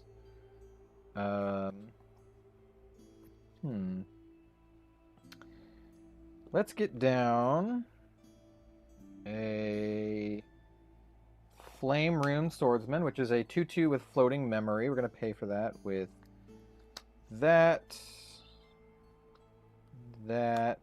and that.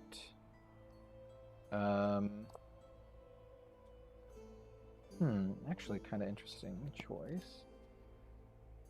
So your units are big old turtle, which doesn't have the +2 buff anymore. No, that was just a turn. So he's a 2/7 though. Yep. So he does have the 1. So he's a 2/7, and my steed is a 1/3. Yeah, I don't know if I care about the steed all that much. He's trusty. He is trusty. I think here we just... Oh, man. These 3 are these. No, I think it's important that I get this out. So I'm just going to ignite your face.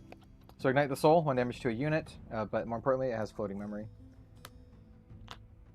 And then I'll Flame Rune Swordsman your face as well. So for another 3 damage total. How many have you taken this game? It's been a decent chunk. So I've taken 7 damage now. Okay. Yep. I'm gonna pass. Oh no, I'm sorry. Trigger, ignite the soul from Rye, so I have 4 enlighten counters. And pass turn. Go ahead.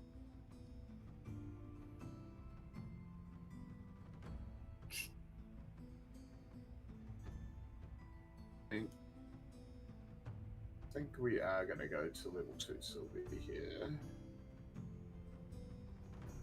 Because they're both one to be a beast. If that's the case, we're not going to go to level 2 Sylvie just yet. We're going to bring out the Flute of Taming. So, just one. So if you want to roll a die. Oh, yep. Actually, no. No, hang on. Oh, yep. That's fine. I'm gonna instead.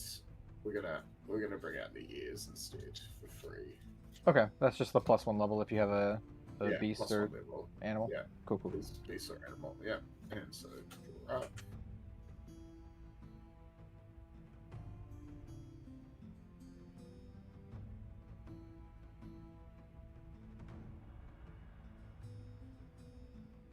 And he's a 3/1 swordsman, right? He's a 2/2. Oh, 2/2. Oh, it's the 2/2 right Yeah. now. Well, let's start by just capping him with the tortoise. And he's dead.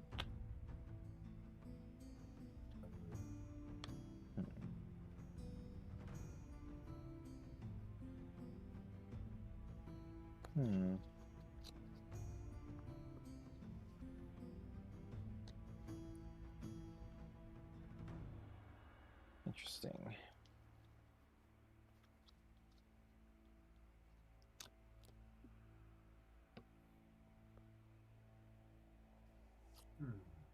A very interesting hand with Rye. But you're not putting a lot of pressure on me, so that's good. That's good. But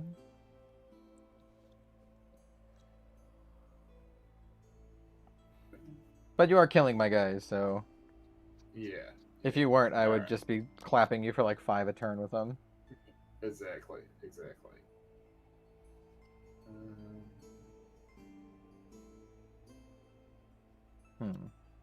I think this is how... Okay, so... I'm going to pay 5 to play Revitalizing Cleanse, which is a cleric spell. Reveal all the cards in your memory. Recover X, where X is the amount of water element cards revealed this way. Draw a card. Boo. Okay. So there's 3 water element cards in there. All right. So what do you got in your hand? I gotta see your hand. The memory. So it's yeah.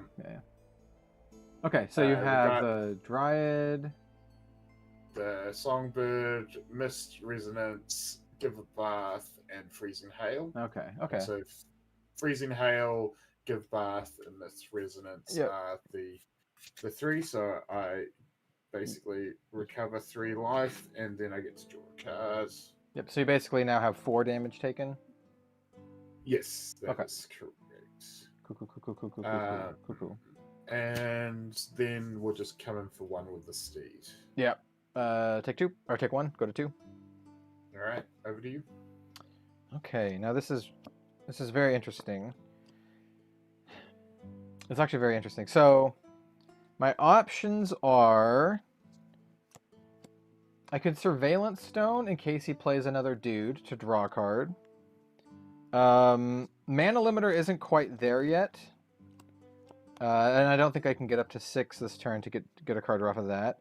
Crystal of Empowerment, and the +2 level is interesting, but not super useful right now. Life Essence Amulet is worthless because I don't have any units, though I could play a unit. And then we have Endura to like deal like 1 damage. I think we could also level up Rye. We do have 2 cards with Floating Memory in our bin, so leveling up Rye now would it might be good. It might be good. It's just kind of like a iffy thing. I think we are.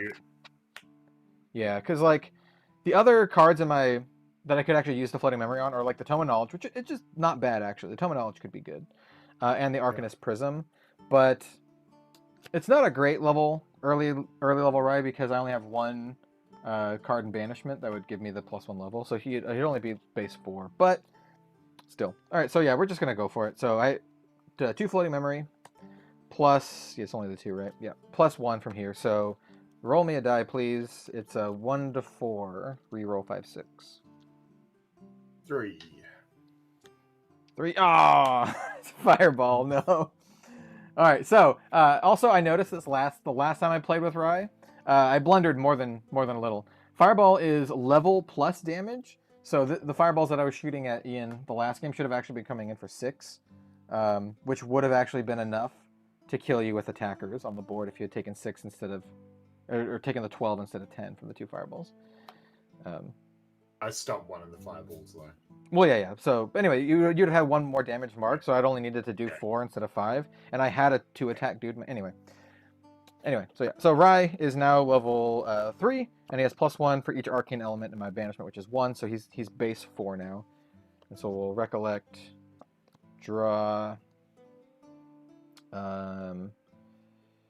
I think we just want to go this and this. Yes.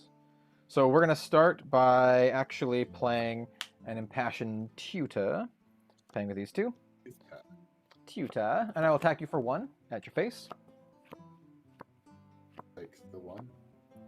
Rye now has +1 levels, so he is currently level 3, 4, 5, and I would like to scry the skies.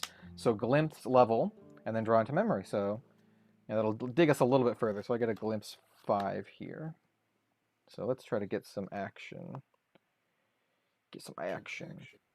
Ooh, that is not bad. That is not bad at all. I think we probably want these.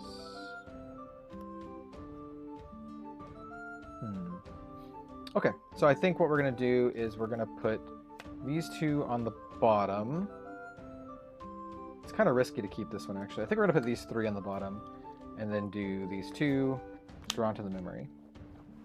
And then I do get an additional counter from playing a mage spell, because Scry the Skies is a mage spell, so now I have 5 enlightened counters in Rye.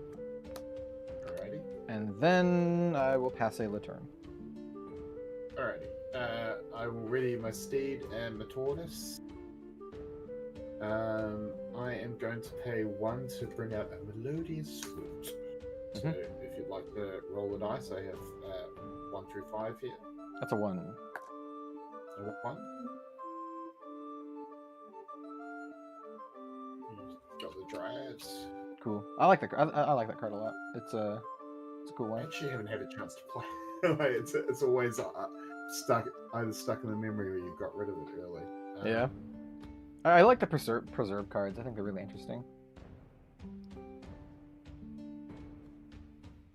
I think there could be a situation like in future Grand Archive where like you could do like a heavy control Sylvie where the end game is just looping preserve cards from your memory. I could definitely see that as like an archetype.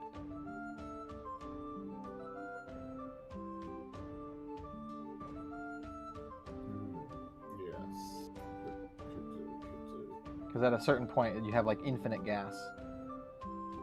Like you're never, instead of materializing, you can get the preserve card. So even with the Terrasite, that's drawing 2 cards a turn, which is not bad. Alrighty, we're gonna pay 3 to bring out your friend of mine, Slime. Is the Slime a 3-drop? I thought it was a 4-drop. That's pretty good. 3-drop. 3-drop. He's Pride 4. Yeah, and class bonus when the blue slime is dealt damage. We know about that. Yeah, slime is good. And then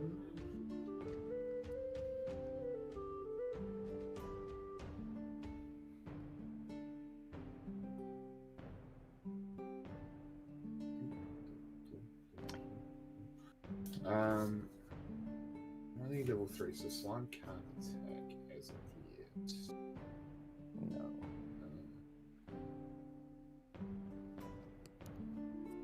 And how big's your dude on the field? She is a 1/3. 1, 3. Alright.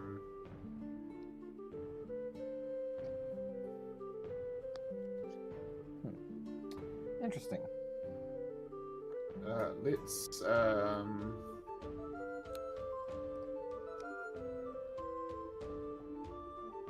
does she do? No. On attack, I get +1 level until end of turn. Right. That is actually quite good. So let's freezing hail her. Okay, So she's going to take 2 damage. Yep. Then she's going to get stomped by this trusty steed to kill her.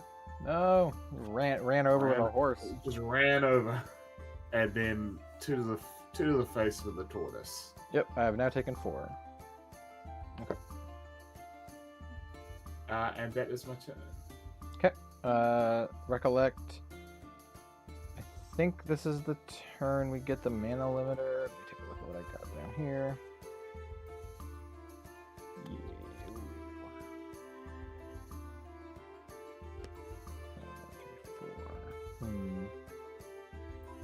I think I have to do that. That sucks. Okay, yeah, I think this is the turn I do get the mana limiter, which is can't remove enlightened counters from it, but I can bash in to draw a card only if I have 6 or more enlightened counters, which I currently have 5. So we'll recollect, draw.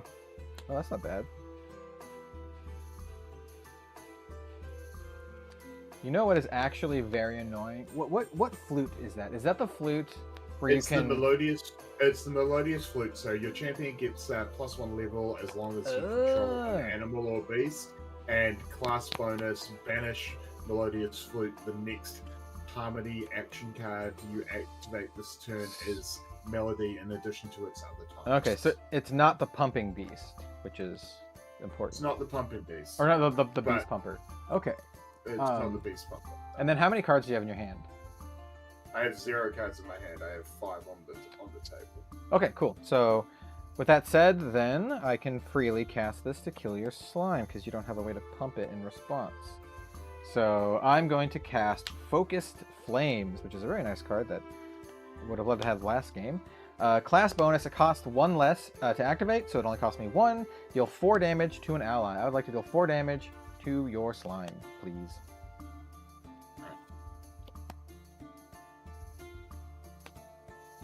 I was wondering if you had the flute to pump it in response, so like I was like, oh no, I need to deal 5. Yeah, I probably should have.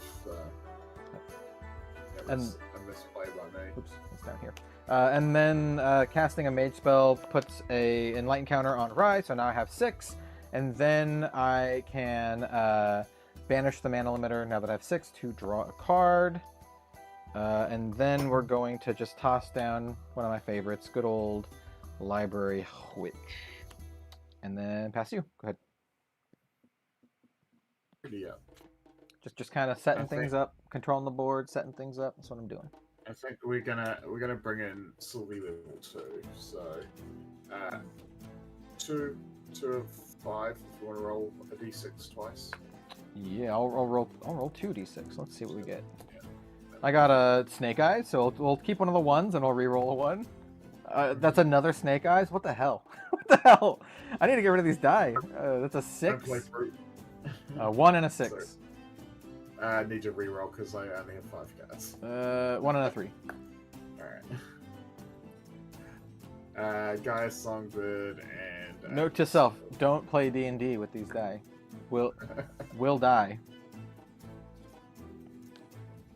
Alright, and so on enter, if you control an animal ally and a beast ally, you get to draw 1 card for each, but I only have 1, so I only get to draw 1.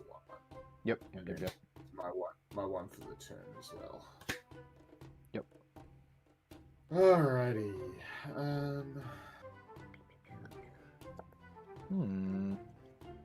That is not bad.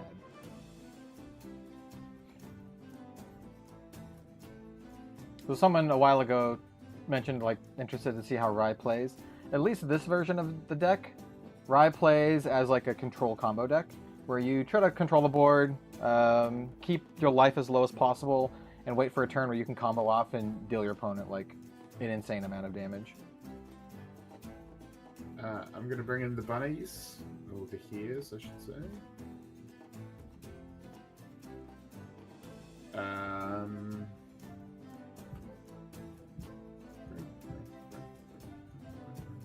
I'd say Rye is the most thinky of the 3. You just have to set up your turns and sequence them properly and all that kind of stuff.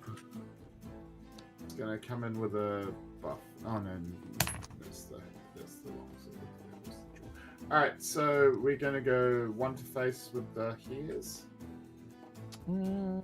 Yeah, I'll take one to face. We'll go one to face with the trusty steed. Okay, I'll take that one. Go to 6. We'll go 2 to the face with the tortoise. All right, now I have to think if I want to. Yeah, I'll block. I'll block with the library witch. Intercept. She'll die. I'll draw a card. Ooh, interesting. Okay. And then I'm gonna smack you with a flute for 1, which will give me floating memory. Yeah. Okay, I take 1. I have now taken 7. All right. My turn. Your turn. Okay. So recollect. I think we're just going to, based on what's down here. Let me take a look what I got down here. Yeah. Okay. I think I'm just gonna get the life essence amulet, which lets me draw a card if one of my dudes dies on my opponent's turn. Recollect. Draw. And this is just going to be another really, really simple turn. We're just going to run out another library witch. Playing these 2 cards. And then I would like to play this spell. It says a mage skill. Sorry, think... I'm just going to just summon at the door. I'll be right back. Yeah, no problem. Well, I'll resolve this when Iain gets back. But I am playing the Idle Thoughts. It will trigger Rye as the first mage spell. My turn, so I will have 7 enlightened counters. Basically, I can tell you my strategy while he's gone. I'm basically trying to set up a really big turn where I can get him with one of my big, or a couple of my big spells all at once. Fireballs and the 11 damage spell. One of my fireballs is already gone, but there are 4 of each. There's 4 fireballs and 4 of the big 11 damage ones in the deck. And to do that, I need to either draw a whole bunch of cards or increase my level by a lot, or sometimes both. And right now I'm just kind of like trying to spin the wheels and to just draw cards and set up for a big turn where I can do that. Alright, I am back. Alright, cool. Yeah, I'm playing the Idle Thoughts. I paid for it, I got my counter, and now I'm just going to resolve it, which is looking at the top 4 cards, and I can put them back in any order. Oh, that is very interesting. That is actually quite interesting. What's the health of all of your minions? Just I know the turtle's a 7, but what are the other ones? The hare is a 1/3, and the steed is a 1/3 as well. Okay. So I can. That's actually really funny. I could set it up where I do this. Okay. I think we're gonna do that, which is just kind of funny. Okay. And then the Idle Thoughts also has floating memory, so I could use that to pay for memory costs later. And I'm just gonna pass the turn. Just kind of doing more setup. So if you've played other card games, and the 2 that I'm going to reference here is the 2 that I talked about in my review. If you played Magic the Gathering and you like Storm, or if you play Shadowverse and like Runecraft, specifically like a Daria or a what is it called? I forget the card that lets you take an extra turn. If you like that kind, like Spellboost Runecraft, you'll like this archetype. It's all about like setting things up, playing cards a little bit, and then boom, just kind of like going off and killing your opponent almost out of nowhere. It's going to be tricky against Sylvie because he's got the spell shield, so I have to kind of force him to crack the spell shield at least before I can do it. But yeah. All right, I'm going to go full cosplay. Bring out the paws. Cosplay achieved.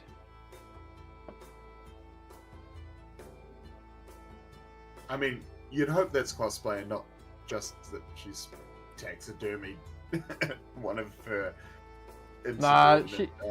She loves the animals. She's friends with the animals. She's not murderer of animals. I actually don't know if Sylvie, if Sylvie's ears... No, not that. I don't know if Sylvie's ears on the character, are real, or if they're like a headband. Yeah. Like, she has a tail. I think they're real. Unless the tail is also fake. Like, Grand Archive, if you're still in the chat, can you confirm if Sylvie has real ears and a real tail, or if she's just in cosplay? Anyway. Anyway, what you got? What you got? Everybody's favorite. It's Slimy Boy. No, get out of here. No one likes the slime. And because I have the flute and I have the ears. Priscia. Yeah, actually kind of like Priscia. No one is going to get that unless you play Force of Will. Was that the chick that had the bunnies in Force of Will? That's Kaguya. Kaguya had bunnies. Priscia is the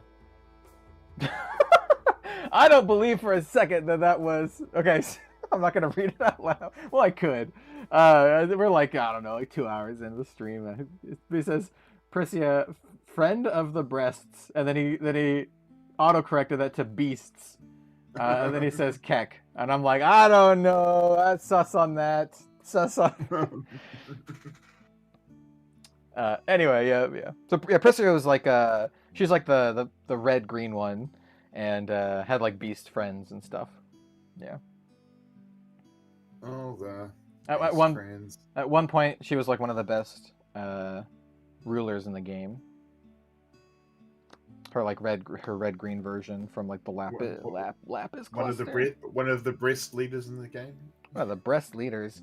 Oddly, I'm not gonna get into it.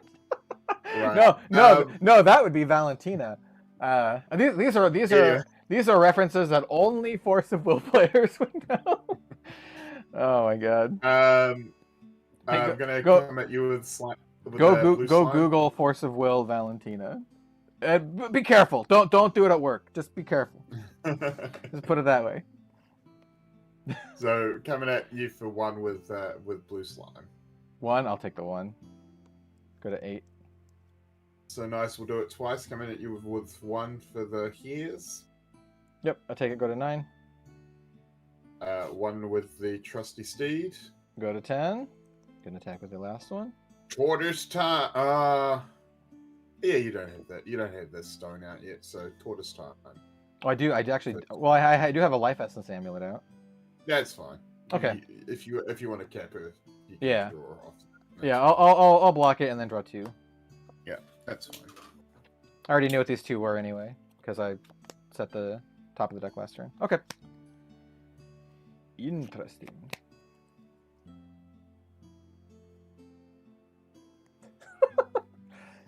My swipe opted for the first one. I mean, all right. So, is that gonna be your turn? You got more dudes to play. Okay. You're good. So I am going to materialize. Ooh, okay. I do have actually some really interesting choices here. I do have floating memory 1. I think I'm just gonna get my book.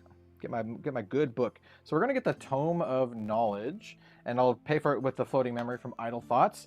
Tome of Knowledge says class bonus, my champion gets +1 level, so that's just kind of like a passive +1, and then I can banish it whenever I'd like to draw a card. We're gonna recollect, we're gonna draw, and I knew what that card was as well, and I think I know what the next card is too, if I remember right. So let's do some stuff. Let's do some stuff. All right, so we're gonna start off by playing Arcane Sight, which gives me +1 level until end of turn, and then I get a draw card.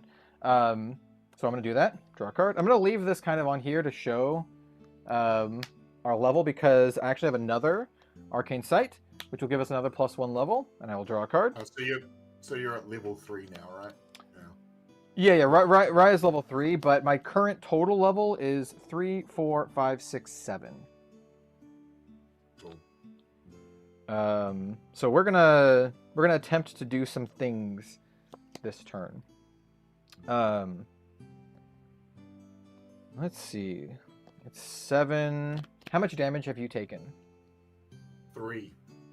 And what's your total current? 22. Okay, so I need to deal you 19. 19? What? But you have the Well, boots. You have the boots. I have the boots, so yeah. Well, we might make you pop the boots. Can I increase my level by 1? Oh, I just need 1 more. I mean, I think I might be able to do this, but even without the extra level. Okay, so I am going to start by... How many cards? So you have 3 cards in your memory. How many cards do you have in your hand? 1 card? Just the one. Oh, Just the okay. one. Instead of being greedy, I think going for complete board control is where we want to go here. And I think we can do that this turn. It's going to cost me a lot of resources and a lot of good stuff. But at the end of the day, it'll clear your board, which is fine. So we're going to start by playing... so I have 7... I guess it doesn't matter all that much, to be honest. We're going to start by playing Disintegrate, which just says destroy target ally or regalia, and it costs 8 to play but has efficiency. And I am level 3, 4, 5, 6, 7, so it only costs me 1 to play. Like I said, I wish I had a little bit more level to make it free, but I'm going to target your slime. So we're just gonna immediately get rid of that slime, because everything else we're doing this turn is damage based. Next, we're going to play Purge in Flames, which does... Wait, actually, before I do this, what's the health of your dudes? It's 3, right? The turtle is 7. 3. Yeah. The others are 3. Yeah, okay. That's what I thought, but I wanted to make sure. Yeah, we're going to do Purge in Flames, which also costs 8 and also has efficiency, so it's going to cost me 1, and we're going to pay for it like this. And it sells 3 damage to all units, basically. This is 2 damage to all units except for my champion. Class bonus, 3 damage instead. So it's going to deal 3 damage to your entire board, including Sylvie. Mm-hmm. And so the turtle has 3 damage marked on it. And then I'm just going to... I don't know if it's a waste now, but I'd like to just clean up the board here. I'm going to finish off your turtle by fireballing it for 7 damage. It's going to cost... And then one from Slimy as well. Yep, sounds good. Out of curiosity, what is your current total level for Sylvie? It's probably like 5 or 6 or something. My current total level is, with the flute and in the ears, it is like 5? 5? Okay, cool. All right. Is it my go? It is your go. All right, let's see. Wait, actually, let me see what I got down here first. Interesting. Don't have enough cards to do that. So, in that case... I have a feeling I'll need this.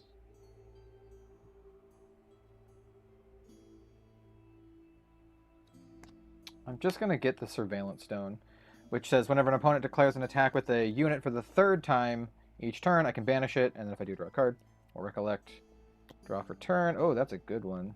That's a good one to get. Yeah, we'll start off by playing that. We'll play Creative Shock, draw 2 cards, discard a card, class bonus if I discard a fire, get to pick a thing and deal 2 damage to it. I think we want to keep probably this one. So we'll pay 3, draw 2, discard 1. Ooh, that is very interesting.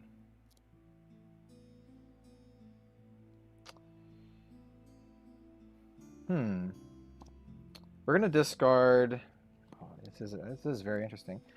We're gonna discard this Cremation Ritual and choose... I can't kill... Well, actually, how big is your Somber? Is it 1-3 or 1-2? It's a 1-2. We'll kill your Songbird.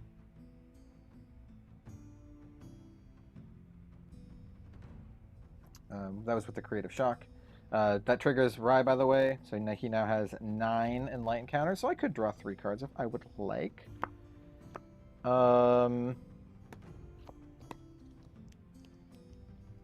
I think what we're going to do is we're going to do a little roundabout stuff. So I'm currently level 3, 4, 5. And to play this, I need more cards. So I think what I'm going to do a little reversey here. So I think what I'm going to do is I'll remove 3 enlightened counters to draw a card. Okay, interesting. I'm going to remove 3 enlightened counters to draw a card. Go down to 3. I'm going to remove 3 enlightened counters to draw a card. Alright. Cool. So, I think I can do... once again, 3, 4, 5. So this costs 3 to play. Or I can play the one that costs 4.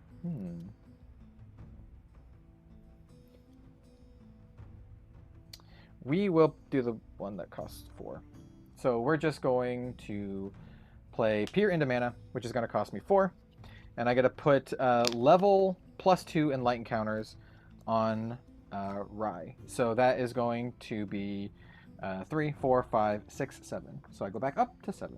Like I said, spin the wheels a little bit, draw a bunch of cards. 7 enlightened counters. Pass the turn. Go ahead.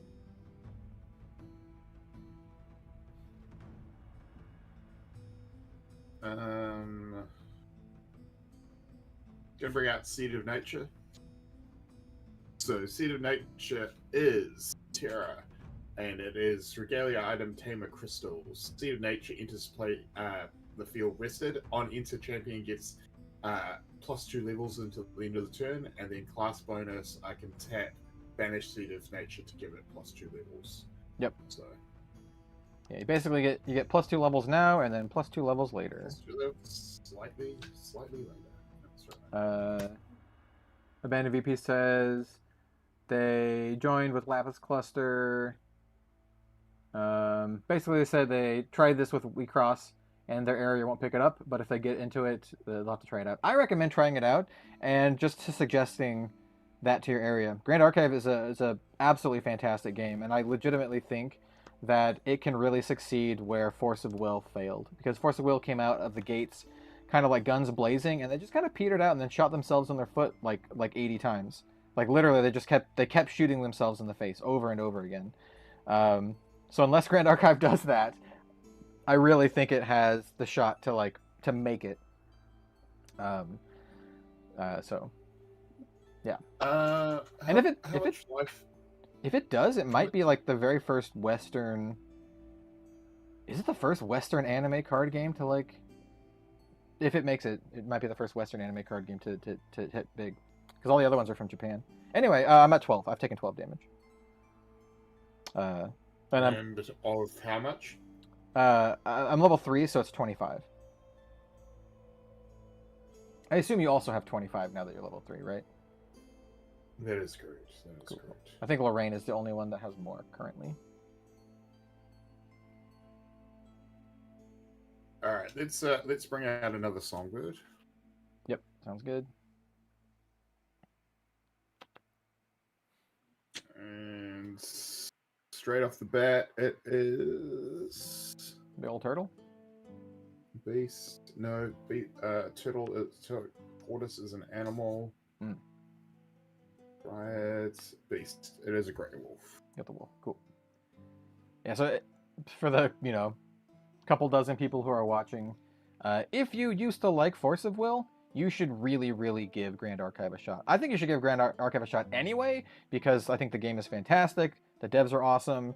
They have a good mindset about the stuff. If you listen to any of the interviews, the game's picking up traction. TCG Player kind of just had a big thing on it. You can listen to Reed Duke talk about it. But also it's like, if you like Force of Will, it's just a slam dunk. Yeah. Or if you're sick of Magic and you want to, play something that's not run by a giant evil corporation, that's also another good option. Because it is also a unit-based game, but quite different. All right. I'm bringing out a Grey Wolf. Cool. And then, so that stone is on the 3rd attack that you get to draw. Yeah. Correct. Yep. All right.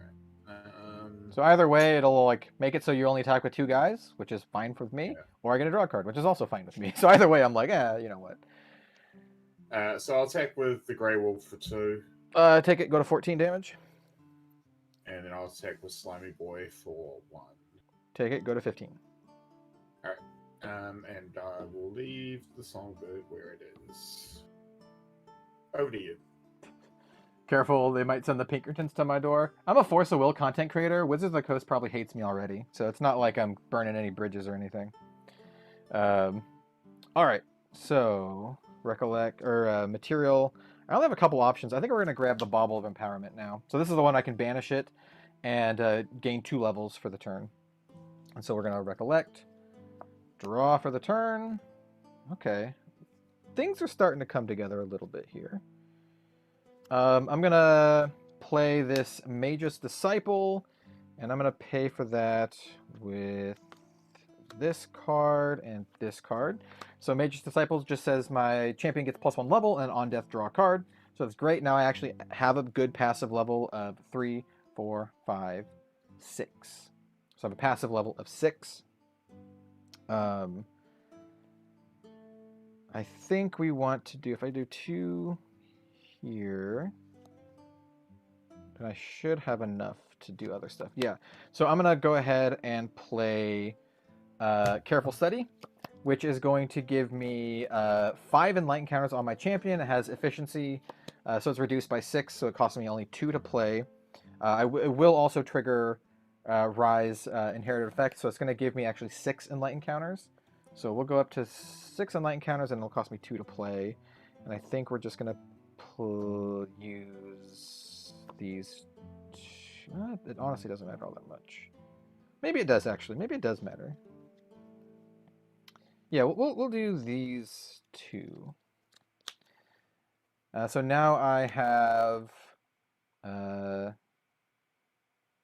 let's do this in a smarter way. I now have 13 Enlightened counters.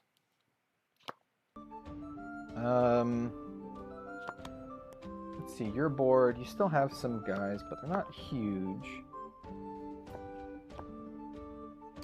I could draw into some stuff. How much damage have I dealt you again? Because I healed some and you focused on taking the board out. Okay, how much was it? You like cut out for a second. Oh, 6. I've taken 6. Okay.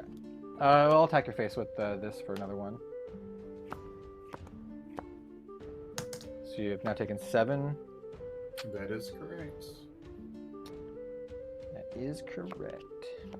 I don't think I should play this yet. So I think it's smarter just to play this now. So what I'm going to do is I'm going to remove 6 Enlightened counters to draw 2 cards. Should probably do it one at a time, but I kind of know what I'm doing here. And then I'm going to play a Barrier Servant with the 3 cards in my hand. So Barrier Servant is an interesting one.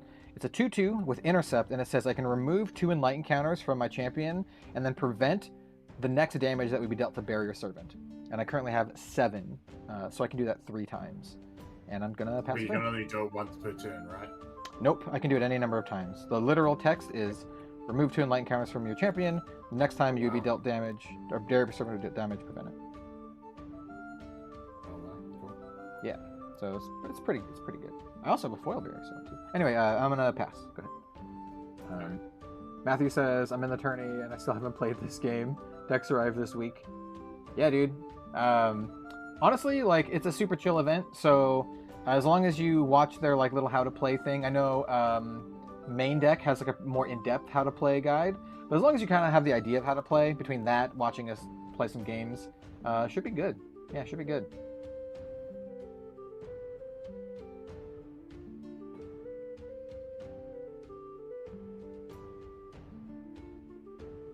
So, how does preserve work again? Like, if I play it from a materialized zone, I get to draw a card. Correct. I was reading a comment. So when you play it, so for that one, you play it, you get to draw a card, and then you can put it in your material deck, and then instead of materializing a card, you put it into your hand. Oh, right. So it does kind of just circle around then. Yeah. Yeah. All right. So that's what I was saying. Like, I think there's a super control archetype where you can just loop powerful preserve stuff. Yeah. So I will use that as my materialize for the turn. Put it into my hands. And I say thanks. I have main deck queued up in the tab for tomorrow. Main deck's cool. They're a good channel. They're a fairly small channel, so a lot of people might not know about them. But Dan is a really nice dude. I haven't, done a lot of content with him or anything like that, but I've talked with him a little bit, and he seems super nice. So I do recommend main he's deck. been doing some good deck techs for new players as well, which is pretty cool. I'm gonna then Terrasite twice. Okay, so you draw 2. Cool. You can get some webcam gains in the Discord. Yeah, feel free to. I'm going to be adding a lot more gameplay channels to prepare for the tournament. So, yeah, feel free to hang out and play some Grand Archive in the Discord. Highly recommend it. Discord, folks watching this, the Discord is super, super chill. Everyone's very, very welcoming. And, yeah, we have a lot of channels to talk about a lot of card games, not just Flesh and Blood.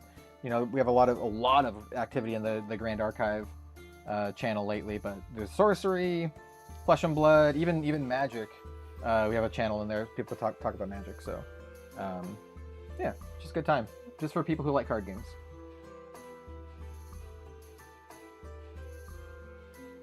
Which channel are we talking about?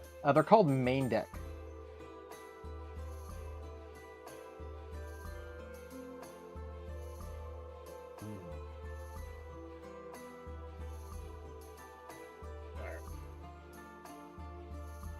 So we're going to play a bit of a lullaby on your interceptor.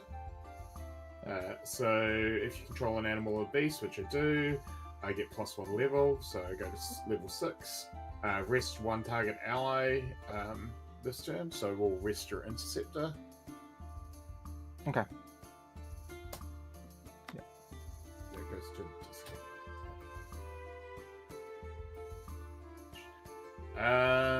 which is good.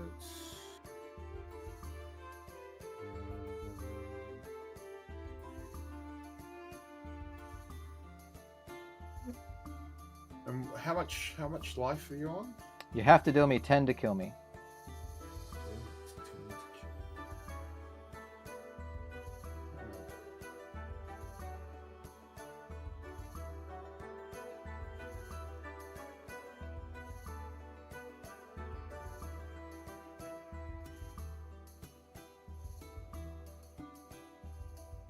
I think the stream is from the internet.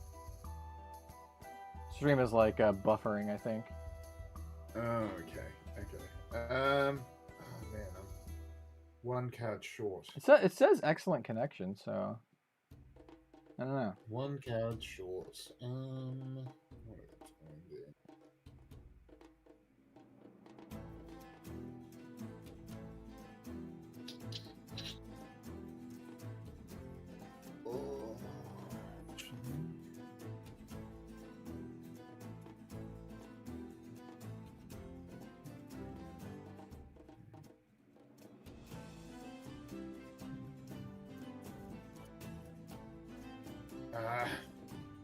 Just so close yet so far away. For people in chat, are we still good? or is it? I don't know. On the preview just shows it buffering, so I don't know. Well, I can still hear you, so. Well, yeah, but I don't know if it's like if the live stream is like up. Yeah, fair enough. All right, so I'm going to bring out a second Grey Wolf. Okay. And then we're going to come at you for 1 with Songbird. Okay, I go to 16 damage. Then come at you for 2 with the Grey Wolf. Go to 18. It's good on your end? Cool. Yeah, I don't know. It's just an error then. It just looks like it's buffering on my preview. And then another 2 with the Grey Wolf. So I go to 20. I'm going to activate the Surveillance Node to draw a card when you attack with the 3rd unit. So yeah, I got a 20 damage. And so I'd have to do 5 more damage. Which Yeah, I have 25. 25. don't Oh, believe I can do. So I pass. I pass to you. okay, let's see if we can do stuff on my turn here. For this, we're just gonna actually, no, I need to keep these cards. So one of the two options that I have is to get the Arcanist Prism, which is one that basically takes my memory, puts it on the bottom of my deck, and lets me draw that many cards. If you hate the cards in there, but I don't want to do that. So I'm just gonna grab Endura, the Scepter of Ignition, and then Recollect, and then draw for turn. Okay, so I think we can maybe try to. Well, they're gonna make you use your thing this turn at least. So currently I am level 3, 4, I have 5, 6 base level.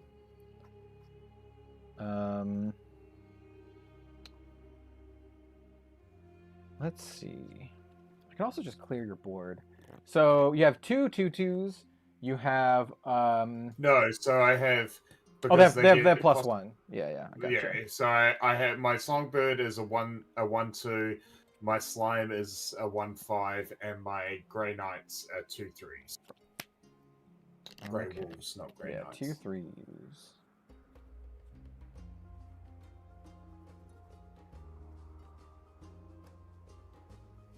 Cool. Okay, so I can kill, like, these two on board kill a wolf. This kills a wolf. How many cards do you have in your hand? Just the one. Okay. This would kill a wolf. This would kill... Your slime has 5 health. 5 health, yeah. Okay, so this would kill the slime. I only have enough resources. I have enough cards to pay for that. I That's do. where I was last turn. I was do. like, nah, I might cut it off. And then the other thing is just like a 1/2. The Songbird is a 1/2. Okay, so I definitely can wipe your board if I wanted to.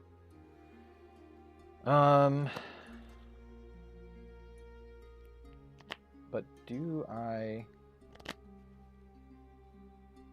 I mean, I guess I have to, basically. I could, if you didn't have that spell shield thing, I could kill you. But I can't kill you. And so I could do my whole turn to push enough damage to kill you.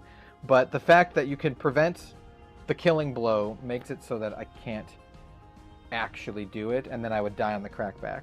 So I'm in a situation where I have to use these resources instead of killing you to not do that. So let's see. So I need 2, 3, 4, 5, 6, and then I have 6 cards in my hand. Yep, so I can do it. Okay. So I could also draw cards with Rye.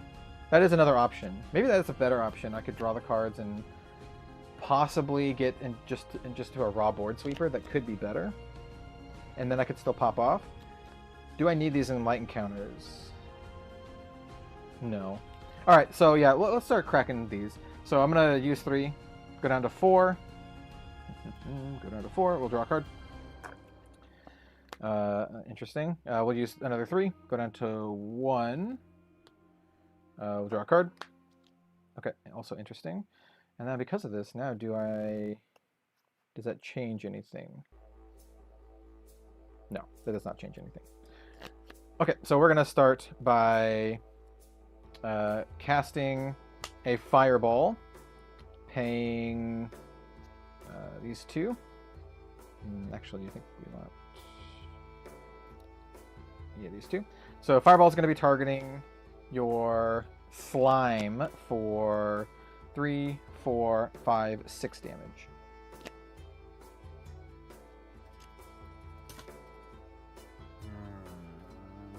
Yep.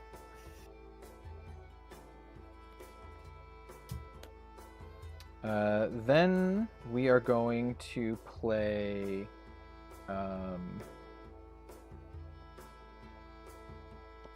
Focus Flames, which costs me 1 to play.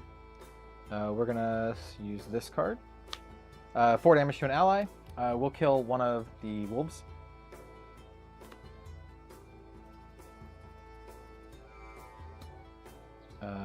Then we are going to play...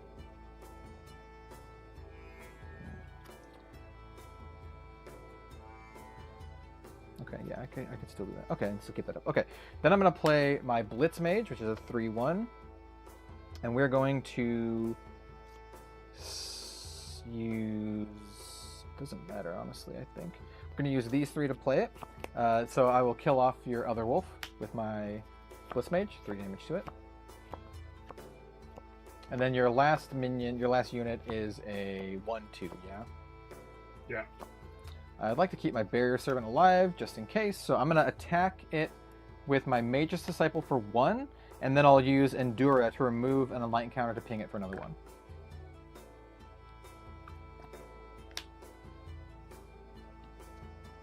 Oh, and I should have gotten an Enlighten counter from playing Mage spells, so I got 1 Enlighten counter remaining.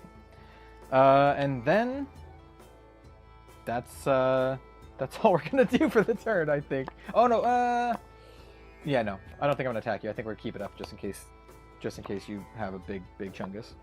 So yeah, go ahead, pass. For my materialize, I'll bring back my preserved terrasites. Mm-hmm. Bring it up. Or play for that and draw. Oh yes, those in chat, I do have a gameplay video with the demo decks. I also have a couple gameplay videos with the devs too. I played with Aldius a couple times, so I actually have like a decent number. Those weren't as well edited as my more recent gameplay stuff, but they're still there, and it's with one of the developers, which is super cool. One of the creators of the game. Yeah.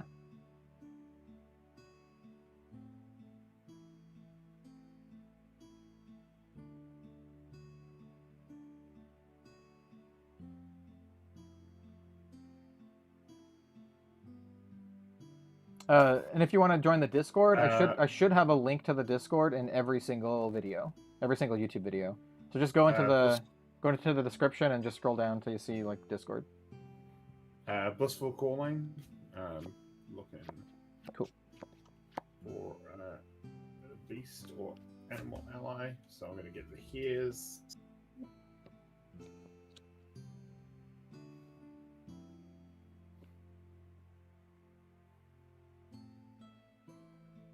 This match is the proper like control versus mid-range matchup.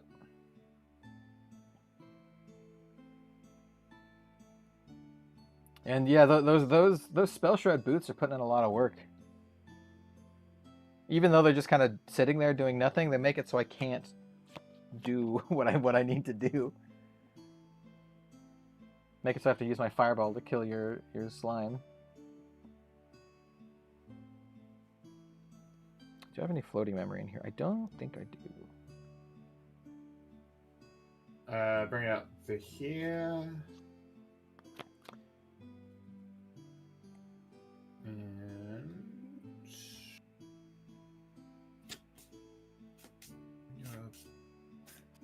so this has never come up in any of the games that I've played. So if the Grand Archive devs are still in chat, which it's been a long time, it's been 2 hours, so they might not be. What happens if you run out of cards in your deck? Do you die? Is it like Magic? Is if you run out of cards and then try to draw and you can't, you die? I'm very curious. I would assume yes. Otherwise, the game would just tie if both people, like, yeah. So.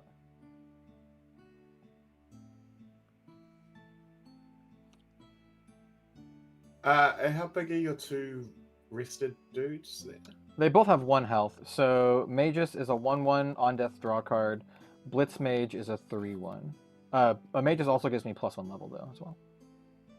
Oh, let's take out the one that gives you +1 level. Was the rabbits and pass. Yeah, Arcanist Prism is pretty good, but like, I had a hand that made me live, so I was like, I'm not gonna ship the hand for like 6 random things that might do nothing.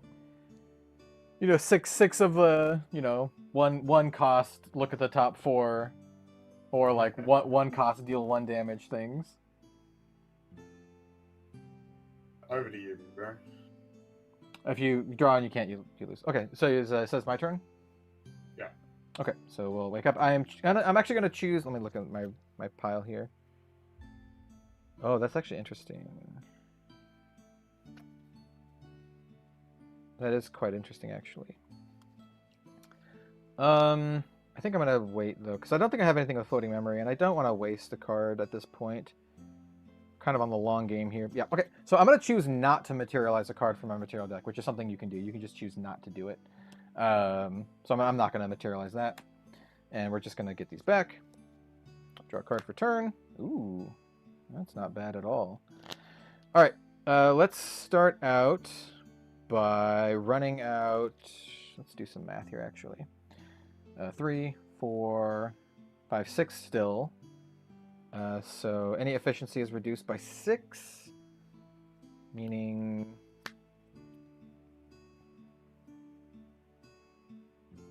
Okay, I'm going to play another Mage's Disciple. So now I get another level from that. I'm going to pay for it with this and this. How many cards do you have in your hand, Iain? I have 2. 2, interesting. Okay. And then the thing on your board, is that the bunnies? Is it like the one? Yes. Like a 1/3, 1/3 now? It's a 1/4 now 1/4. because of Okay. facility. Okay.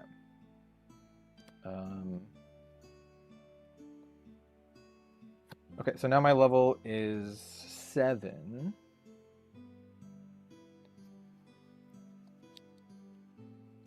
I just think I need to set up a wall. I could probably go for... I could probably force you to pop that thing now, but I think just getting a wall down here is good. I'm just going to play another Barrier Servant, yeah. So we're just going to play another Barrier Servant. That's going to cost me these 3. And then let's fight. I'm just going to attack you for 3, 4, 5 total with these guys. Unless you have any effects between them, but we can shortcut it because this game is long. No, it's alright. Me directly, or... Yep, at your face. Taking out the ropes? Yep, attacking for All 5. 12. And then... I'm just gonna pass. Yeah, I have 2 Barrier Servants up. I'm gonna be really safe. I could attack for another 4, but I want to preserve my life. So I'm just going to... Yeah, I'm just going to pass. So go ahead.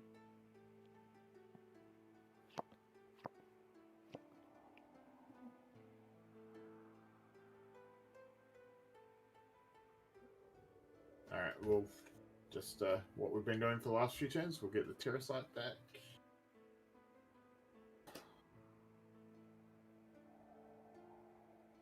What's the average duration for a game? I don't know, it's like 20 to 30 minutes, but Yeah. maybe shorter for competitive decks. These are the starter decks, so they're like not as powerful. Therefore, the games are going to be a little bit longer. And plus, we're playing like a grindy matchup anyway. He's playing like a mid-range. I'm playing this combo deck, like this control combo deck. So it's like, yeah. Alright.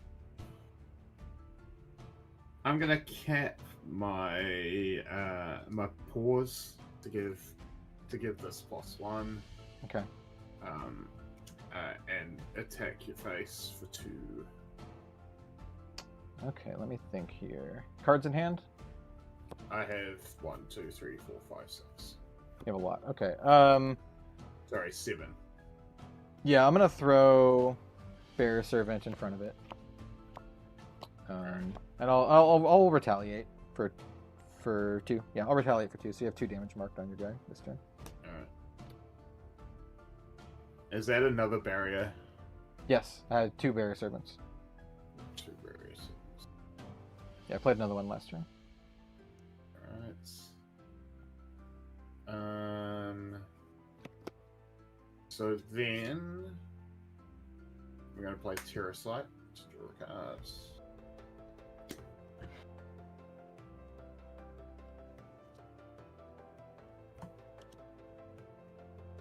So you didn't pay to save the first. I don't have enough enlightened counters to do that. Yeah, I need Right. 2. I only have 1.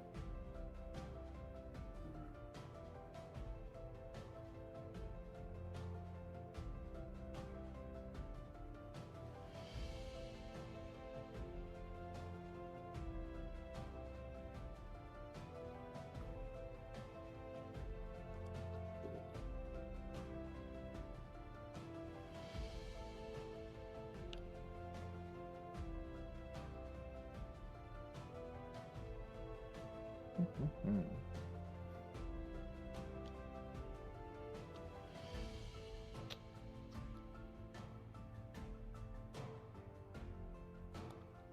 Cool.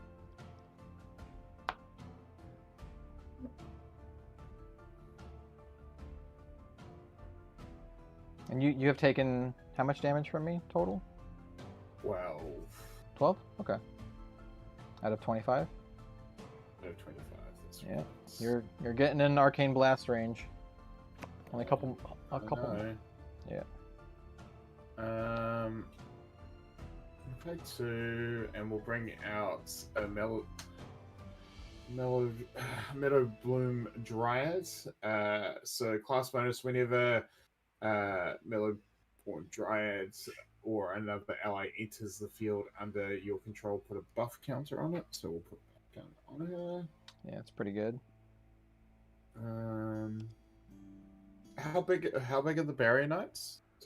Oh, the barrier servants? The barrier servants are 2/2s. Alright, so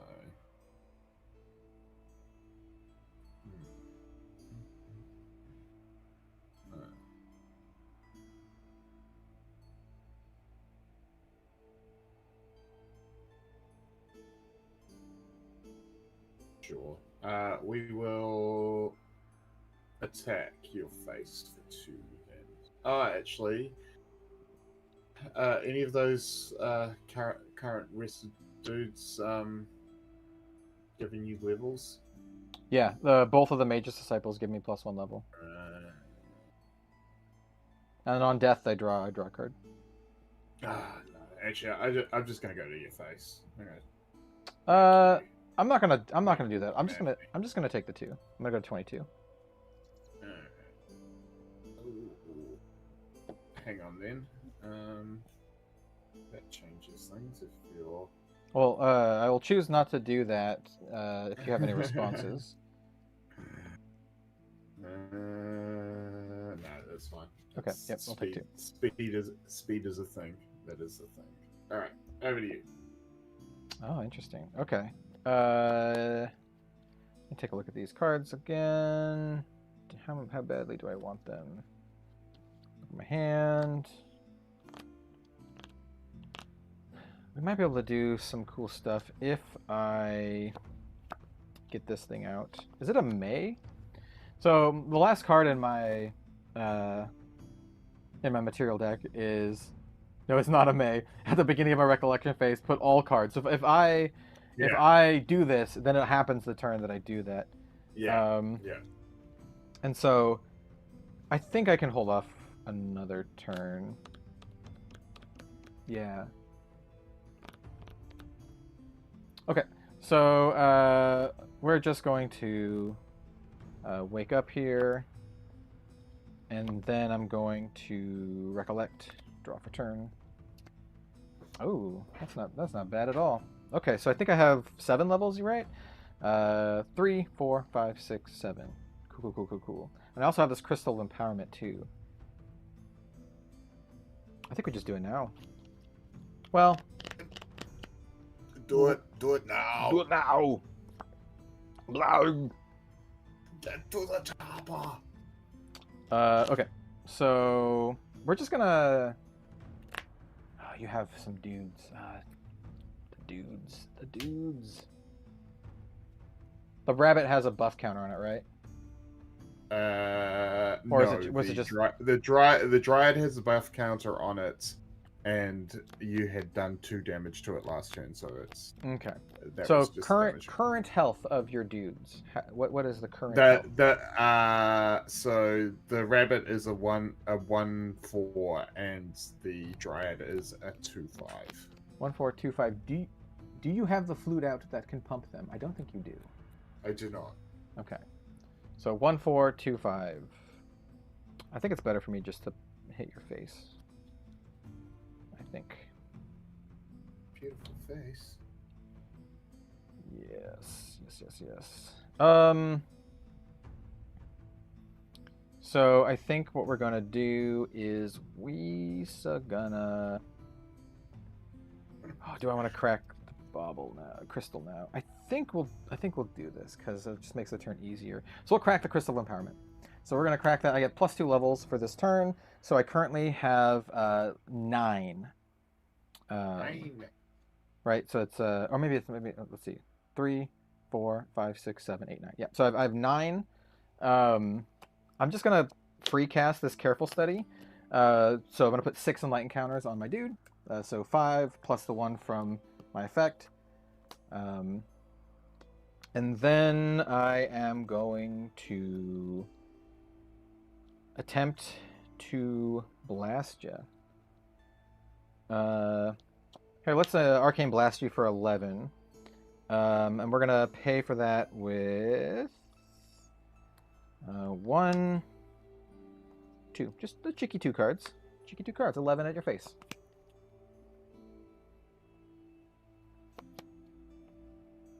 I feel like I'm getting baited, but well, on board I have 3, 4, 5. I have 7 damage on my minions on board.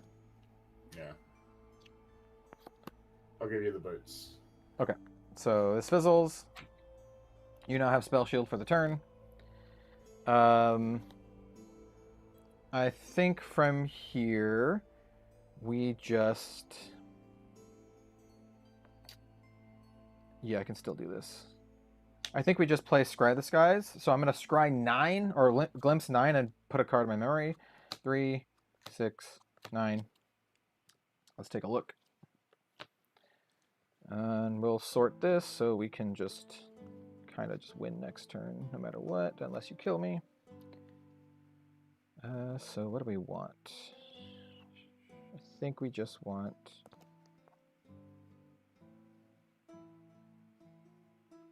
Probably just that one.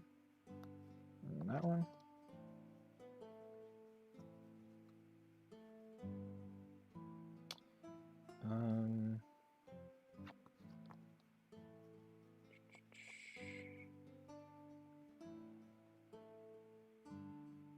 Actually, like that. Okay. So I'm just kind of sorting this so that it's just going to make it, you know, go for broke next turn. Okay, and then we'll draw into the memory. And then I'm just going to attack you for a total of 5 here. With the Blitz Mage and the 2 Mage's Disciples. So now you have taken 17 total. Mm-hmm. Yeah. And I still have these, and my Barrier Servant, and I have 7 counters to protect my Barrier Servant. So I'm just going to pass to you.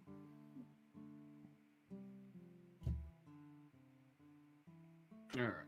I'm just gonna get my Terrasite again.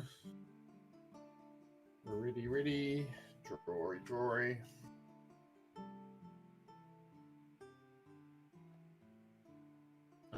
Terrasite.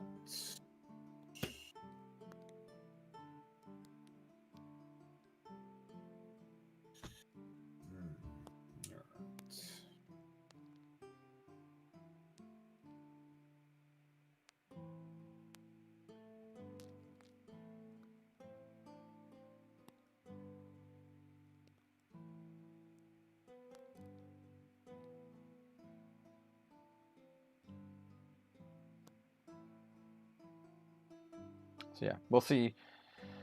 We'll see what you got. I think this is the make or break turn.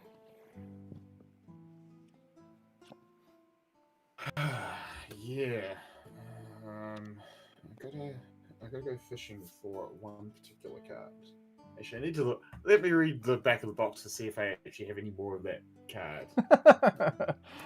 The problem here is that like if I just go fishing and it's not even in the deck, I would have been sad. So I'm gonna play a second Terrasite. Okay. Yeah, like so the thing is, like, you're at 17 out of 25, so you're at the range where like I don't need the 11 damage to kill you. I can just like No. I can just aggro you out with these dudes. But if I have another 11 damage, well, there you go. Yeah, basically I need to kill you. So yeah, it's gonna be I'm just gonna be honest. It's gonna be very, very hard. I don't know how you're gonna do it. Because, well, I have to attack.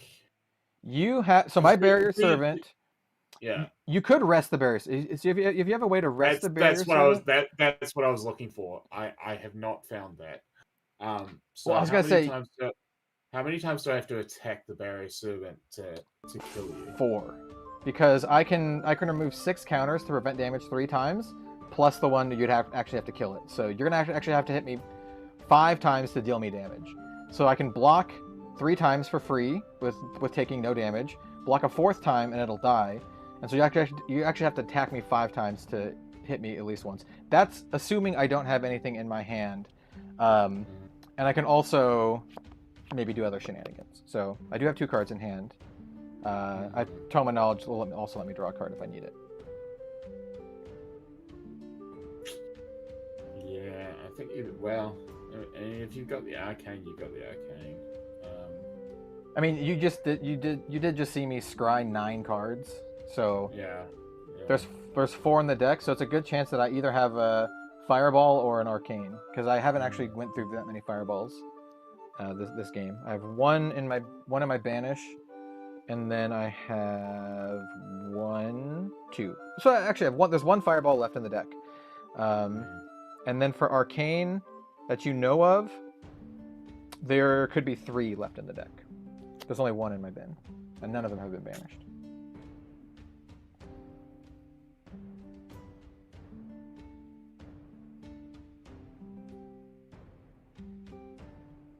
Interesting.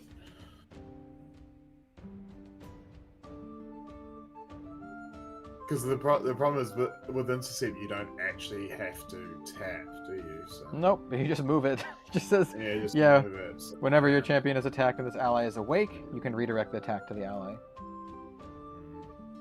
It's the way I like to think about intercept. It's very similar to what's it called from Hearthstone? It's similar to, it's not called Ward, is it?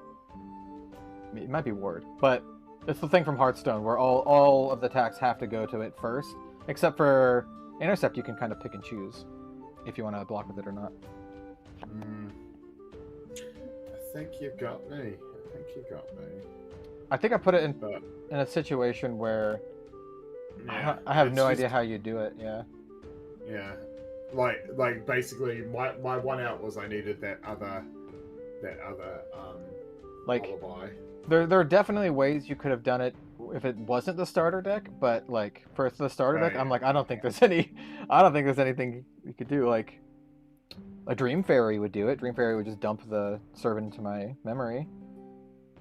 Any just bounce or removal, like that would do it. That's the problem, is there's no removal in this deck. Well, I mean, you do have a couple like the tap, the rest cards, like the ice, hail, and that kind of stuff, but yeah, but they're all gone. Yeah. So let's just bring out our big boy. Let's bring out Fretris. On enter, allies get +1 attack for each animal or beast card ally you have in your graveyard to the end of turn. So yep. 1. Yep. It's actually not that many. 2, 3. It's only 3. Okay. So they all get +3 attack. Although, to be fair, I think I may have been putting stuff in the ban.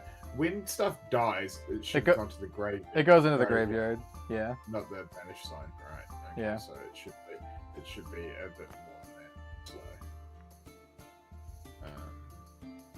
So, so it's actually 1, 2, 3, 4, 5, 6, like 7, 8. 8. Okay. So. Yeah. So 8 apiece, and it gets a buff counter itself from the Dryad's ability. Yep. Do you have enough level to attack with Virtus? I could do, but the problem is there's no point because you'll just block it, right? Yeah, I'll just block it. Yeah. Which is annoying.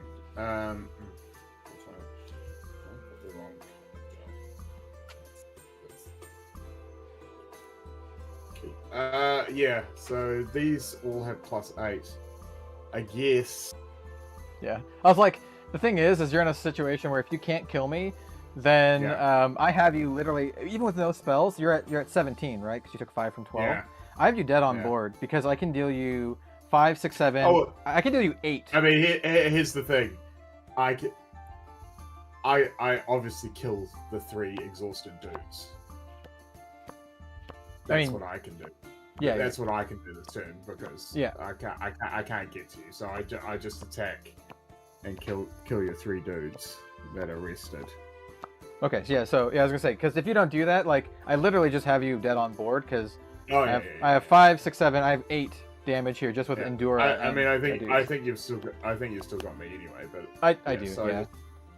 Ping those 3. Like. Yeah. Okay. Yeah. So these 3 will die. I'll draw 2 cards from the 2 Magus Disciples dying. I actually had you dead in a couple ways. Yeah. Is it my turn? It is your turn. Yeah. Yeah. So I'm just gonna recollect. And I don't have the. I did lose 2 levels there actually. But I can just Arcane Blast you here. So also to actually have been able to attack with that, I have to tap that and play Invoke to. Oh, okay, sure. Yeah. Yeah, I mean we'll just cut to the chase here. I don't think I need to sandbag it too much. I do have Arcane Blast, and I'm level 3, 4, 5, so I just have to pay 6 into it, and I definitely have 7 in my hand, so I can Arcane Blast you for 11. Yeah, got me. So I actually had 2 Arcane Blasts in my hand, and I did have another Barrier Servant too. But my big thing was like, even if you were able to get something through, I actually had a trump card. I had the Spell Shield to block all damage from an attack. So I was like, if you could try to attack my face with that Virtus, I was like gonna Spell Shield and then get like 15 counters, because I prevents the damage and then I get enlightened counters for the amount of damage prevented. So like that was my big trump card. And I could have played it for those watching. I had 2 cards in my hand. I could have played it by banishing the Tome of Knowledge to draw another card and then playing the Spell Shield. Or I could have removed a counter from Rye. I probably would have removed counters instead. All right, Rye won it. Took it to the long game. The grindiest game of Grand Archive I've played. Yeah.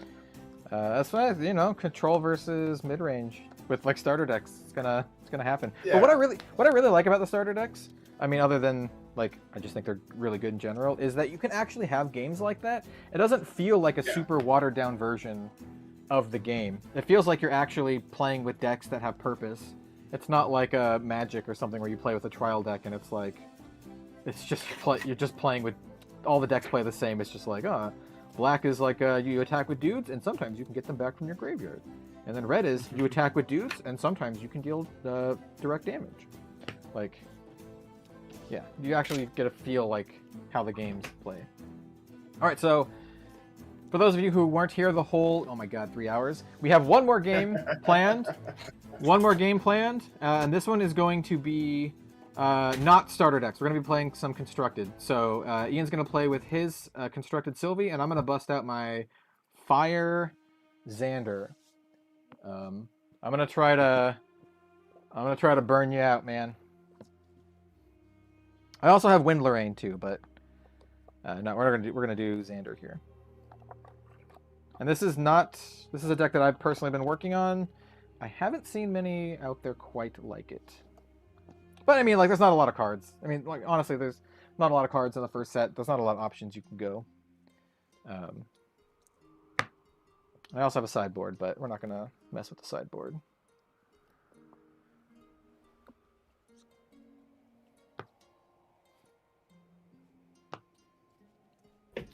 All right.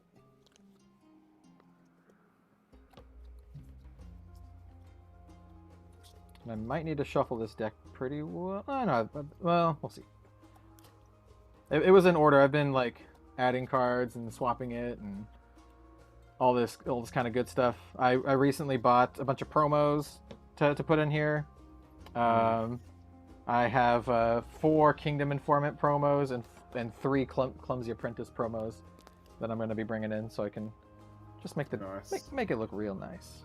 Yeah, I'm still working off sort of 1 and a bit boxes, so this is definitely not optimal at the moment. But it's hopefully it should be fun. Yeah. And also, I have never actually played this deck yet. So I have played this deck a couple times. Once was against you, and you're playing a starter deck, and I think I killed you before you got to level 2. Yeah, I'm pretty sure I remember that. Yeah.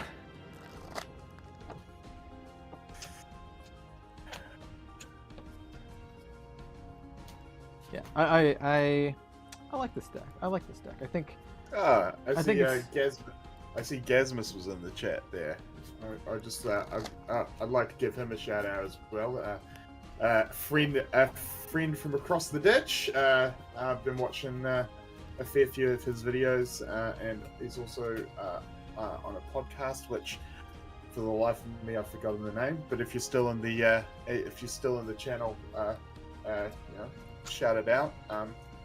But yeah, I love the fact how many Australians have picked up this game. It's sort of like probably the Aussies are probably the second biggest market so far, and yeah, they really yeah. Actually, I was gonna say maybe Canada, but at least for content creation and that kind of stuff, you do see more from Australia.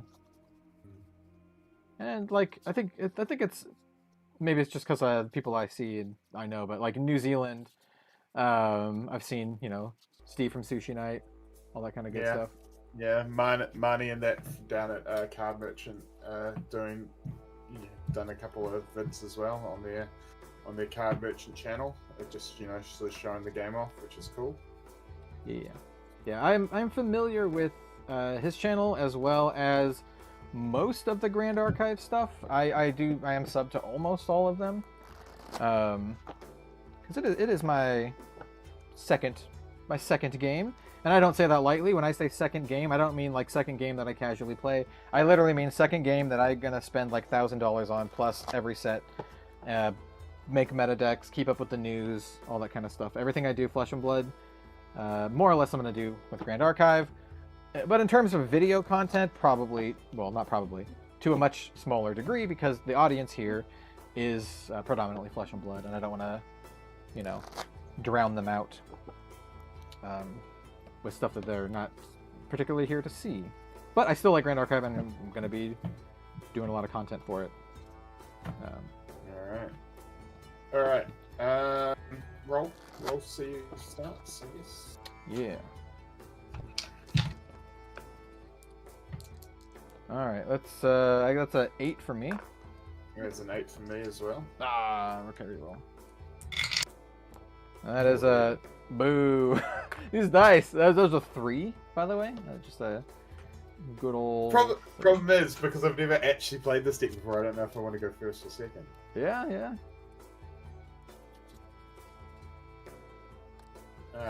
Let's draw some cards. It's just it's my signed by Roger, one of the devs who was down here at Armageddon. It's one of my first signed cards, so that's kind of cool. I only have one signed card, and it is a promo dungeon guide that Han gave to me as a gift, and I'm not playing with it. That it's up on my shelf on display.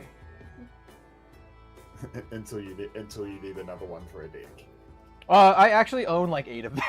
I have a ton of the promo dungeon guides, which you will see in this deck. I have a bunch of the original promos because there were only cards available, and I got them because I bought some, and then I also was gifted a few. So I actually have 8 of the promo dungeon guides and 8 of the promo Vanguard ones. Yeah. And then I have 2 of the Clumsy Apprentice. Promo one's foil, but I don't want to play with the foil one, so I bought 3 more for this deck. Alright. My yeah. turn. I'm just gonna bring out a Grey Wolf and pass. All right. So Spirit of Fire, draw 7. Speaking of Han, by the way, my sleeves are some custom Red Zone Rogue sleeves with our original character that you can see right there with art by Han. I have these available in the store. Shameless plug. Okay. So how do I want to do this? We'll play a Clumsy Apprentice. On enter, I'll take 2 damage and draw a card. We're going to put these 2 cards down. So I take 2, go to 2, and draw a card. Oh, that's a good one. Yeah, we'll run it out. I'll play Gildus, Chronicler of Asa. Gildus is a unique ally, so you can only have 1 on the field at a time. She has balance, gets +3 as long as the amount of cards in my hand and memory are equal. Spoilers, it's not going to be active this turn, but I did want to run her out. And then I think we want to keep... So she's going to cost 3 to play. We're definitely going to go here. Probably here. And so she's just a 1/3. So let's just shortcut it. I'm just going to attack you for a total of 2. Unless you got shenanigans. No, you're just attacking me to the face? Yeah. I mean, I could kill your wolf, but...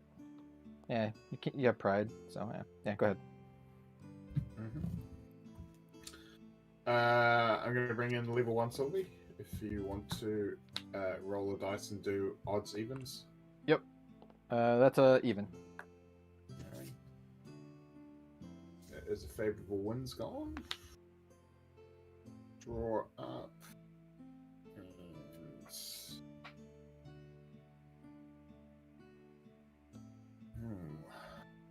Additional buff counter. That seems pretty good.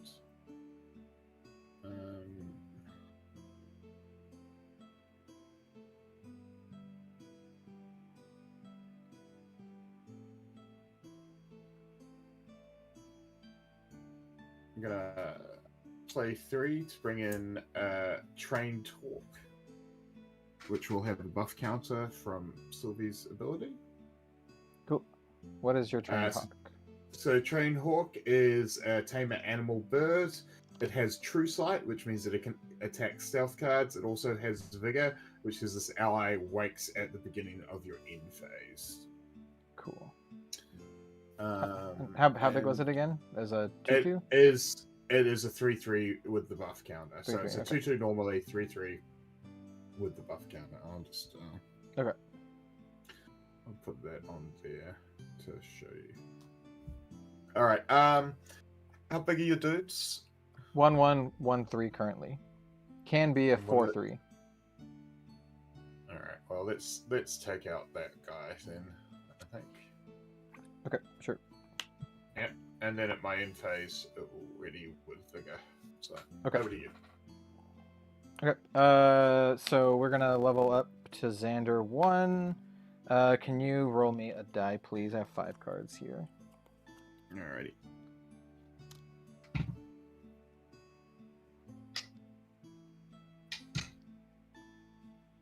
Five. Okay. Banished Dungeon Guide. So Glimpse 2, and then put a prep counter on him. So we'll put a counter, and we'll Glimpse 2. Let's see, what are we going to draw this turn? Oh, interesting.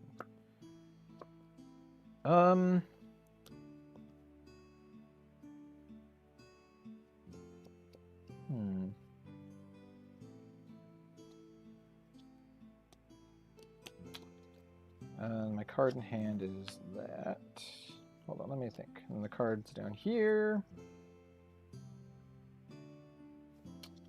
Sure. I think we're just going to go top.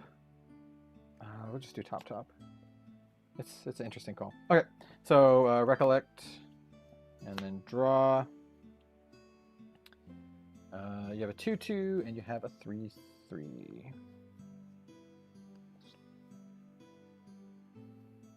Okay, so I could go. Yeah, that's fine, I guess.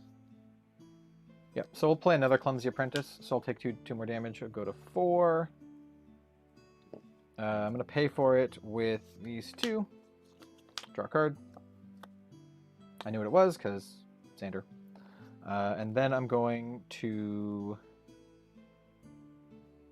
I think we're just going to play Rending Flames, which is an attack. I'm not going to use its effect. So it has an additional effect. I can banish 3 fire cards from my bin. If I do, it deals double damage this turn. But I don't need the double damage. We're just going to do 3, and we're just going to kill your bird. So I'm going to attack your bird for 3.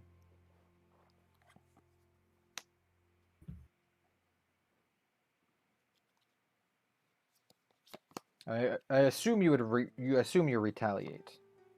Yes, sorry. So I'm just used to you playing Rye, that I just assumed that was that was a spell. But yes, yeah. Oh, and by the way, that's going to cost the rest of my hand. Yeah. Yeah. Yeah. So retaliated. Okay. Yeah. So I've taken 7 now, and then you have this wolf. I don't want you to draw a card, so I think we're just gonna, instead of going face, we're gonna kill your wolf. So I'll attack it for 1 with the Clumsy Apprentice. We'll retaliate. Okay, and then I'll kill it with the other Clumsy Apprentice. Sure. And then go ahead.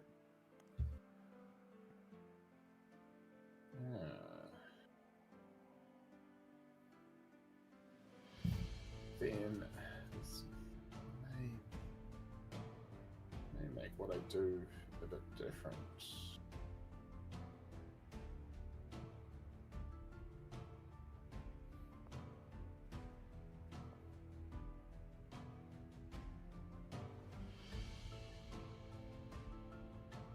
Yeah, let's just bring up the Beastbound Ears instead. Then. Okay, that's the +1 level. That's +1 level. Yeah. Okay.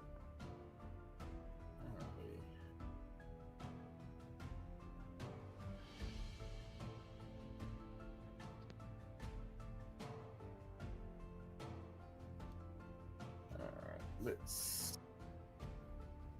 let's bring in an owl familiar.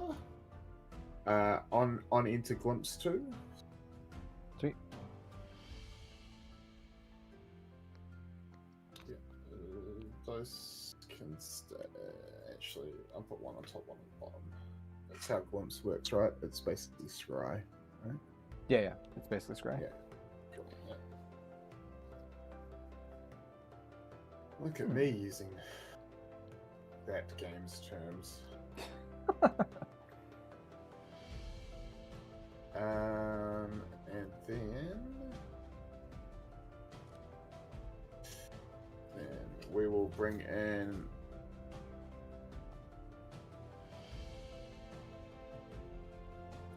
a young beast bonder, and that allows me to put a +1 buff counter on one of my other allies, and also has floating memory.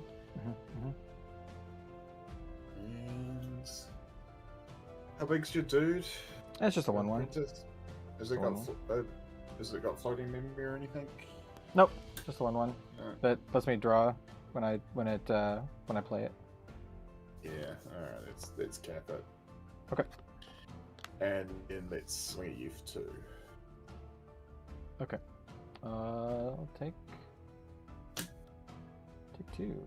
How's that? Over to you. I'm sorry. What card gave it the buff? I'll take 2. The young beast bonder had class bonus on it to put a buff counter on another yeah. That's target what it is. ally. Gotcha. Yeah. Yeah. Good. Okay. Okay, so we'll wake up. What do I want to do on my turn? This is interesting, though. My starting hand was quite awkward. So, like, do I grab an Orb of Regret to just yeet some of the not as good cards, or go for just a card draw? Let's see what I got.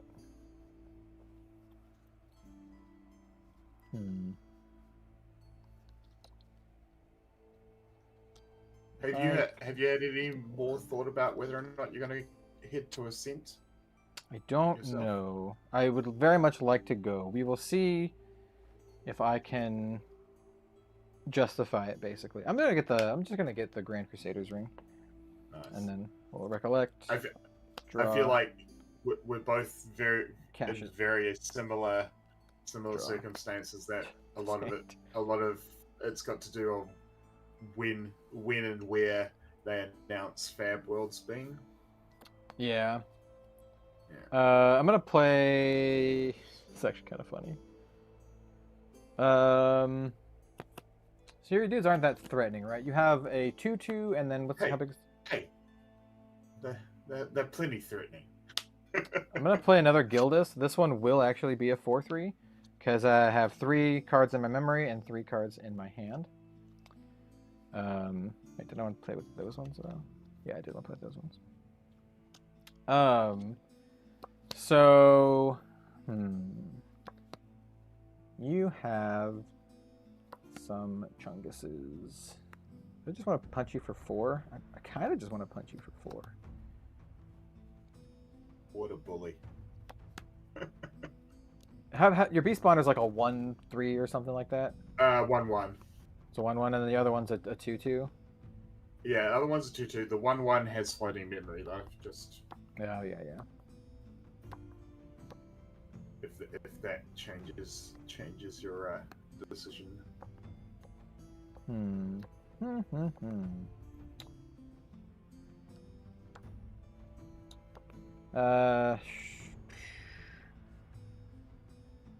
I'll smash it for 4 in the face. Just straight to Sylvie. Yep. Cool. And then you've taken what now? You've taken, is it 6 or 7? I don't remember. 6 now. Yep, go ahead. Alright, so ready up.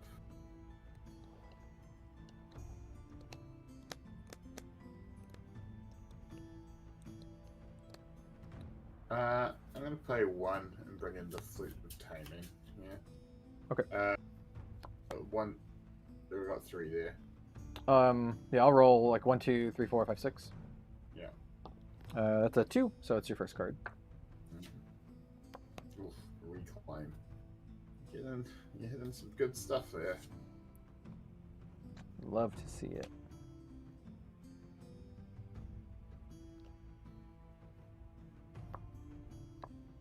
What? Out of curiosity, what are you at? Sorry, I'm at 16. I'm a level 1, so 19 is my... Sorry, I'm at 6. You've taken 6, 19? Okay. Yeah. So you I need 13 more damage? That's what you're saying? Sure, maybe. But maybe not.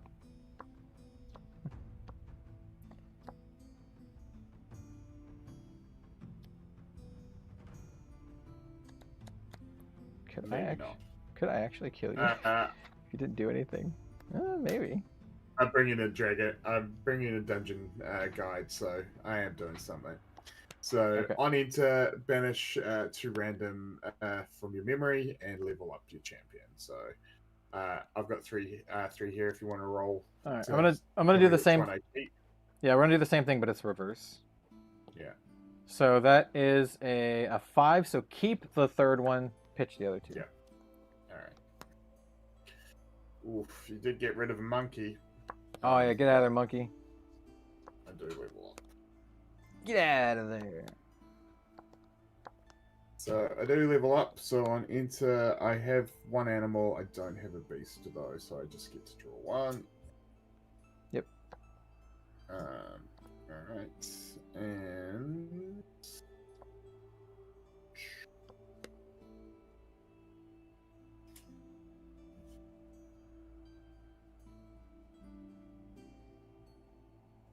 we'll give the Owl Familiar +1/+1 for the turn, making it a 3/3, and we'll take out your rested dude. We'll do 3 Yep. to him. Gildas dies. And then we'll do 1 apiece to Xander. Okay. So Alright, I'm at 11. over Okay. to you. Alright. It's a exceedingly awkward hand.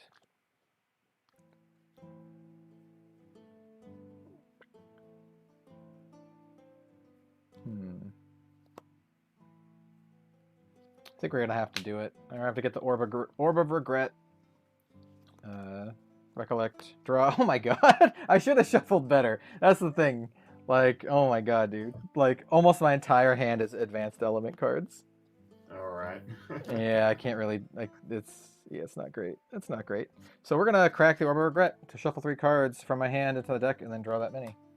So, yeah, we're gonna do that for sure. Which 3 do I wanna... Which 3? These 3, I think. And they're just shuffled straight in. Yeah. Cool. So we're going to give it a good shuffle because I have drawn advanced element cards exclusively for all of my turns.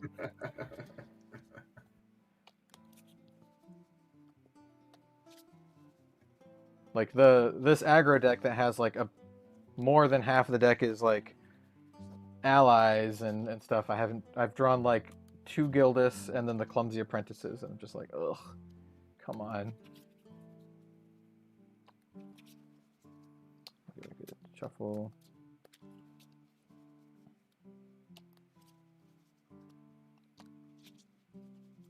Oh, actually, I did start with the dungeon guide, but that got yeeted early. Right.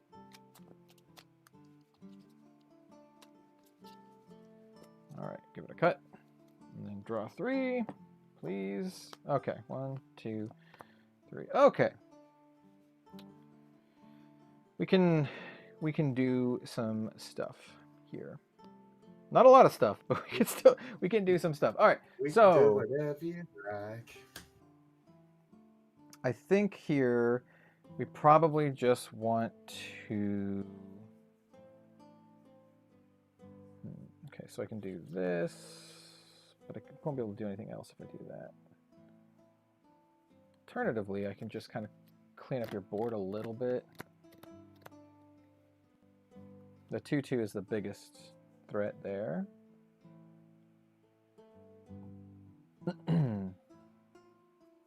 Okay. So I think we are just going to...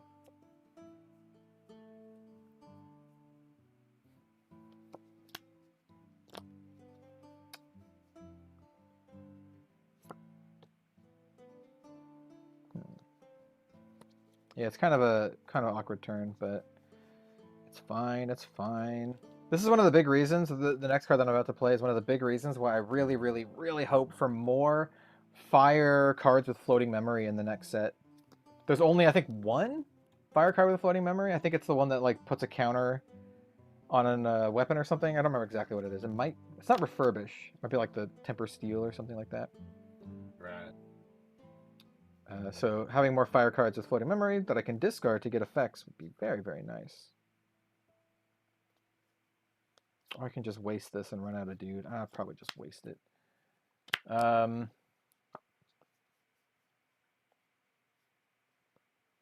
Yeah. Yeah, okay, fine. So we're just going to play this Honorable Vanguard with these 2 cards. And then I'm just going to Branding Flames again, the last 3 cards. And I'm just going to kill your 2/2. Attack him for 3. Then I will attack your face with the Honorable Vanguard for 1. And then pass the turn. Go ahead.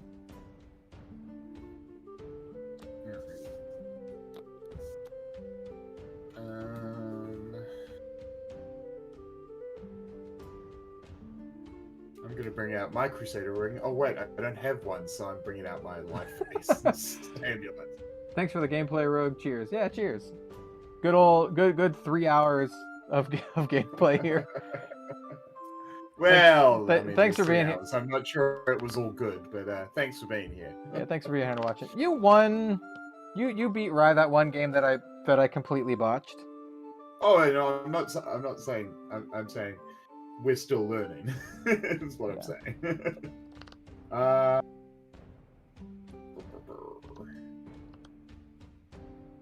Let's just bring out a grey wolf.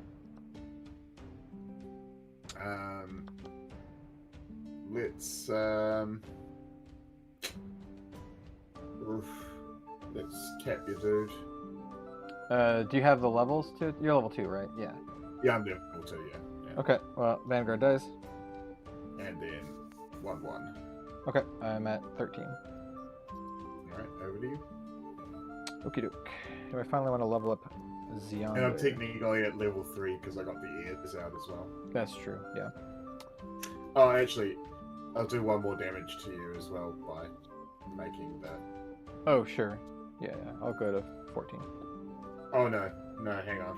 That's fine. I would have had to attack differently. Okay. Okay. Yep. Sure. I'll go. That's fine. All right. So.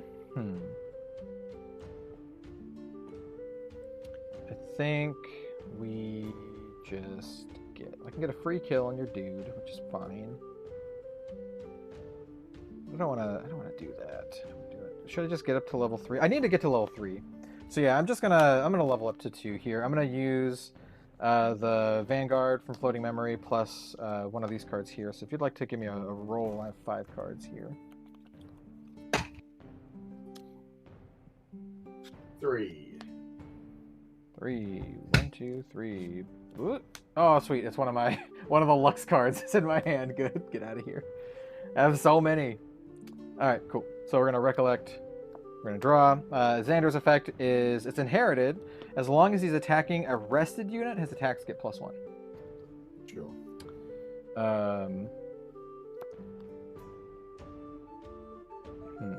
Okay.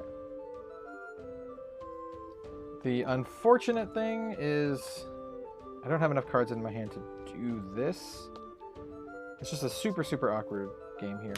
I'm just going to play the Cemetery Sentry. It says, on enter, I can discard a fire element card if I do draw a card. I'm not going to be able to do that because that's just going to eat up my whole hand. But I will just kind of stemmy the bleeding. I'm just going to kill your wolf because it's a 2/2. Sure. Notably, for those still watching, you cannot attack... Oh, hang on. Can I use the flute? This has the tap target. Oh, you know what? To give it +1/+1. I forgot that you undid the flute. Okay. So you can take it back. You could, yeah, you could do that. Take it back, because in that case, I think we still kill one of your guys. Well, how much have you taken so far? I've hit you for a 7. I've taken 7. I think we kill. I think we'll just kill your 1/1 then. No, if that's the case. Dungeon Guide or the one with floating memory. Dungeon Guide's a 1/3, so I'm just gonna. That is a 1/3, so you're taking out the young beast bone that has floating memory. Yeah, I think we'll do that. Right, I will then also cap my amulet to. Maybe that wasn't the best choice. Go ahead, it's your turn. Oh, sorry. Before we do that, and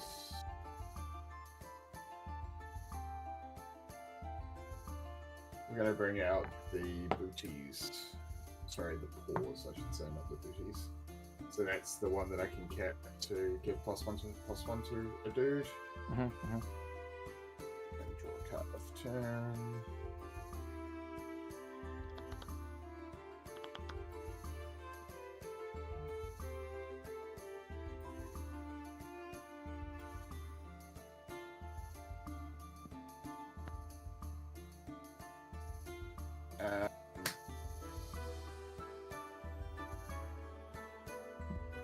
I'm gonna play Fairy Whisperers, which is a mage spell, Glints 3, and reveal the top card of your deck. If that card is a wind element card, put it into your hand. Cool.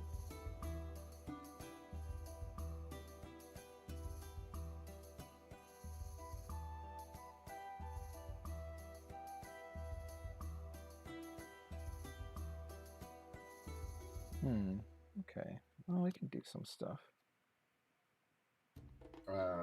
Show you the monkey. It is a wind element, so it goes into my hands.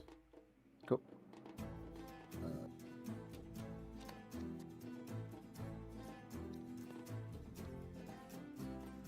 It's an okay setup. Okay. And then I'll just... How big did you do it on field? He's, it's a 2/2. 2/2.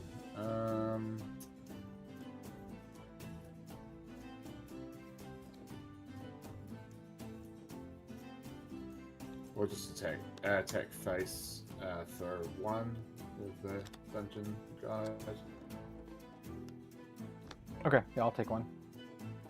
And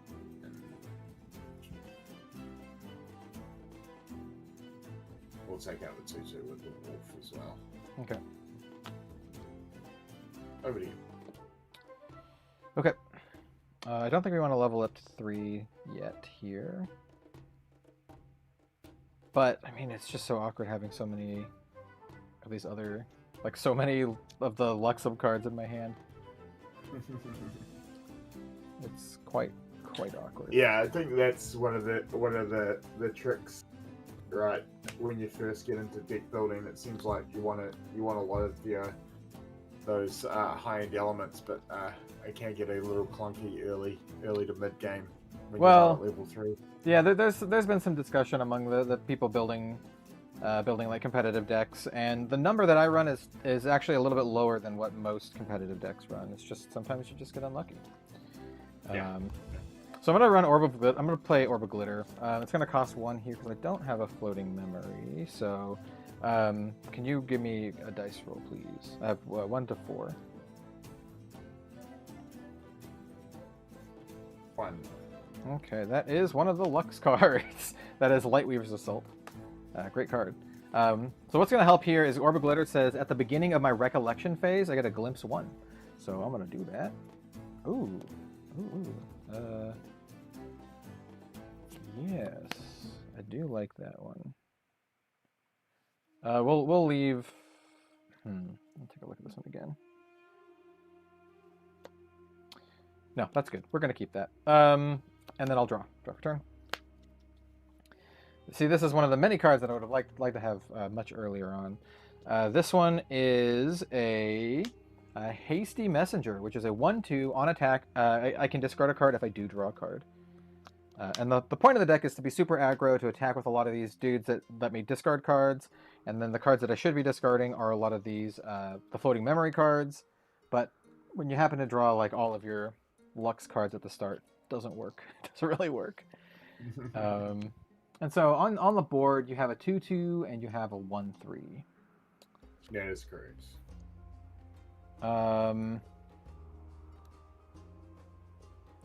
I don't want to discard the card in my hand, I don't think. So...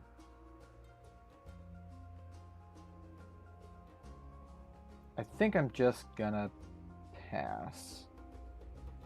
I could also banish the orb, but I like having the orb out for a little bit. I'm just gonna pass. I'm just play the Hasty Messenger, and the Hasty Messenger is gonna take a step back a little bit. Alrighty, I'm gonna ready, and I'm gonna bring out my own Orb of Regret. Cool, sounds good. Even after I Orb of Regret it, I still had multiple Luxem cards in my hand.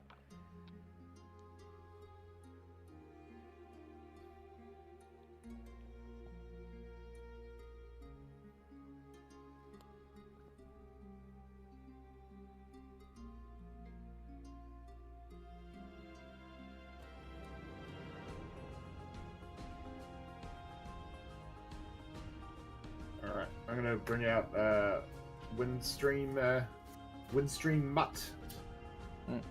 He has class bonus on enter, reveal I need to reveal a random card from your memory. If that card has the wind element, choose another ally you control. Put a buff counter on it. Allies get +1/+1 for buff counters. So 1 through 3, if you will. Yep. I'll just do the same thing. That's a 6, so the third one. It is the monkey, so that is indeed a wind element. So we are gonna put a buff on the grave. Okay. How big is the dog? The dog is a 2/2. Okay. And we will attack face for one with the dungeon guide. Okay, I take it. And then 2. 2/2 with the mark to the face. Okay, I take it. And then we'll leave it at that. Okay. Alright, is it my go? You'll go. Yeah. Okay, so let's see, materialize. I think we just need to start cleaning up the board a little bit. I'm gonna get my curved dagger, which costs 0, and it says as long as my champion is attacking an ally, it gets +1, and Xander himself gets another +1 if he's attacking a rested unit. So if I attack a rested ally, I attack for a total of 3. And then beginning a recollection phase, Orb of Glitter. Ooh, that is interesting.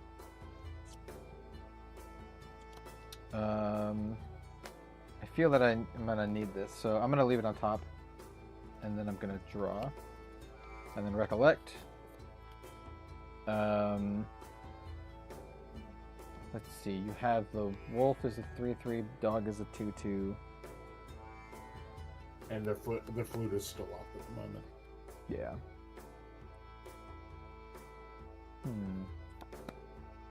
I will attack your the dog for a total of 3. Curved dagger and Xander. He'll get +1 from his own effect. Dagger will get +1 from its own effect. So this is where, in the sideboard, if we're playing second match, I would sideboard in my flame sweeps, so I could 3/4 your entire board. See, now I could bust the paws and the flute to keep the dog around, but I don't think you could. I don't think that is the one.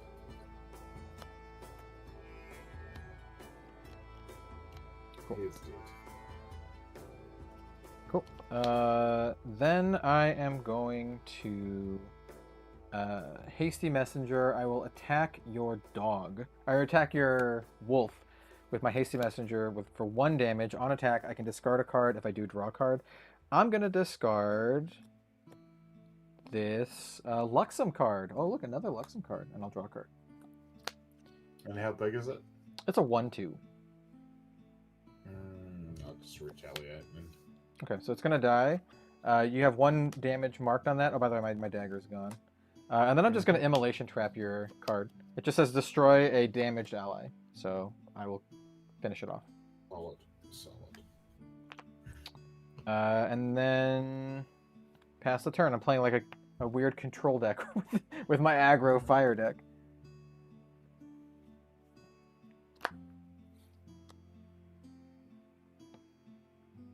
I'm going to bring in this Nullifying Lantern just because it costs nothing.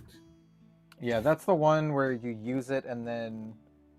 then stuff in the graveyard has not all normal elements. It's not really going to be much for you until maybe you get into your Luxem stage. But well, the card that's going to matter, I already used it twice, is Rending Flames, but you'd have to do it... I think you'd have to do it before... Or do you have to do it when I play it? I'm not sure the timing on this. Because this says, on attack, I can banish 3 fire element cards from my graveyard. If I do, it basically does double damage. I could have one of the earlier turns. I could have dealt you. I think I could have dealt you like 13 damage with that. But I just wanted to kill your. It wasn't enough to kill you, so I just had to kill your board. I'm gonna bring out the monkey, and then I'm just gonna take you for 1 with Dungeon Guide. Alright, I'll take 1. I have taken 8. Do you have any? Or I'm at 18. No cards, just the 4 on the table. Okay.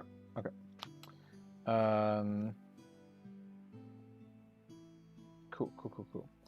So on my turn, since wake up, I actually can't get anything because I don't have any cards in my memory, right? Because I didn't actually play anything. Yeah. So if I have a 0, I could do a 0, but unfortunately, I don't think I have a 0 available. Well, this card would have been great. Okay, well. So, we're just going to recollect and draw. Oh, that's not bad. Oh,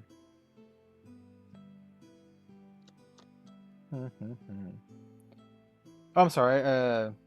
I had the Orb of Glitter. I had the trigger on that. That's fine. I probably was going to keep this card anyway. Because I don't want this monkey around. Yeah, so I'm just going to play Kingdom Informant for 2, which is a 1/2 with Stealth and Floating Memory, and I'm just going to attack your monkey for 1.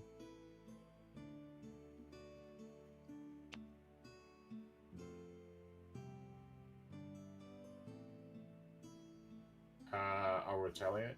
Okay, and then I will Immolating Trap to destroy your monkey since he has 1 damage on him. And then pass the turn. I got nothing.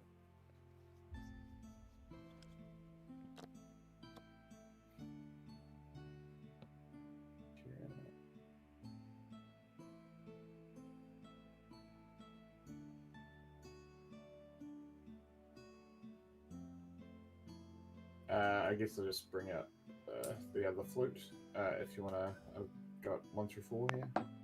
Cool. That's a 1. Alright. Damn. Cry for help. Alright. Go for turn.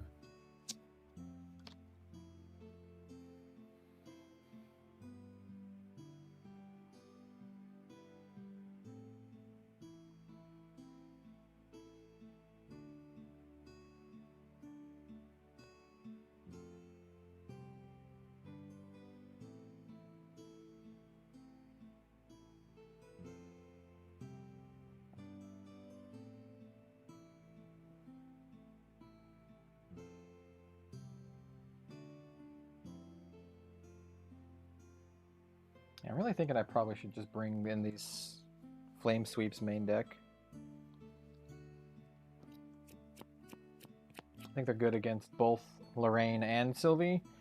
Not that great against Rye, though. I'm going to Orb of Regret 3 cards. Okay.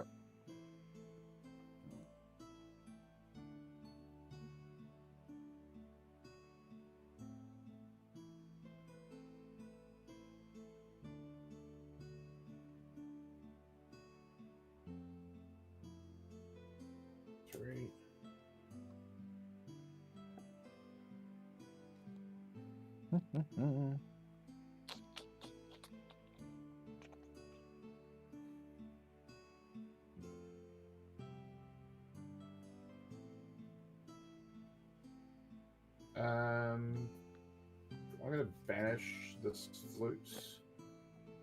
And so the next Harmony action card you activate this turn is a melody in addition to its other types.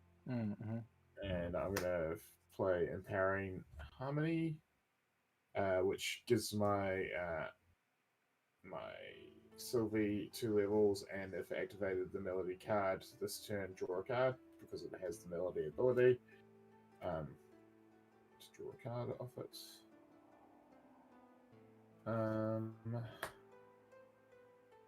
And then I just keep tapping you for 1, I guess. 19. I'm getting there. I'm almost dead. Yeah. I have 22 health.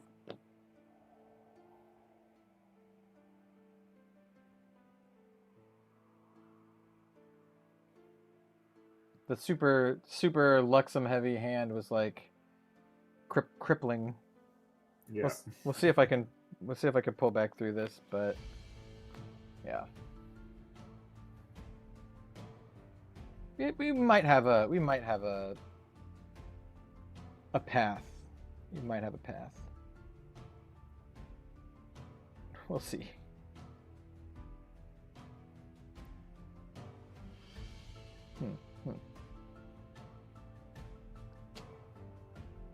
Yeah. Well, just let me know when it's my turn. I think I would know. I know. Yeah, it is your turn. Sorry. Okay. How many cards do you have in your hand? I have 2. Oh, 2, you say.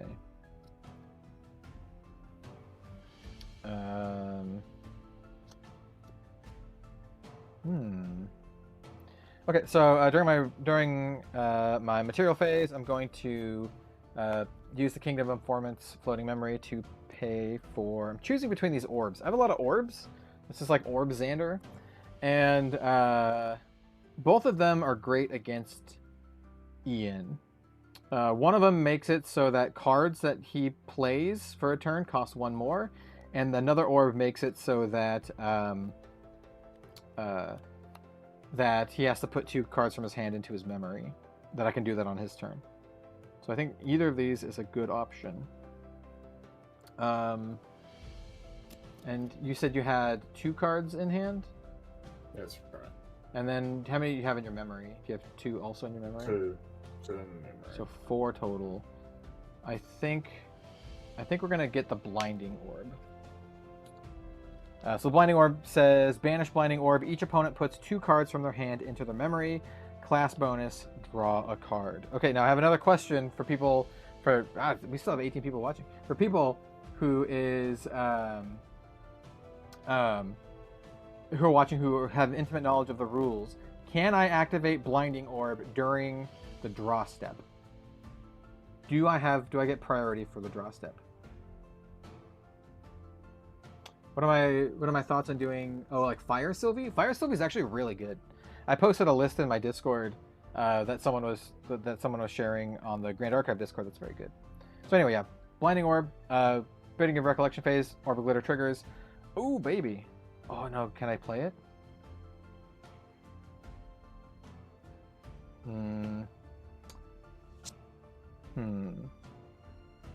Maybe I just cash in both of my orbs and try to do things. No, I think I need to save this Blinding Orb. I do want this card, so I am going to draw it. And then Recollect.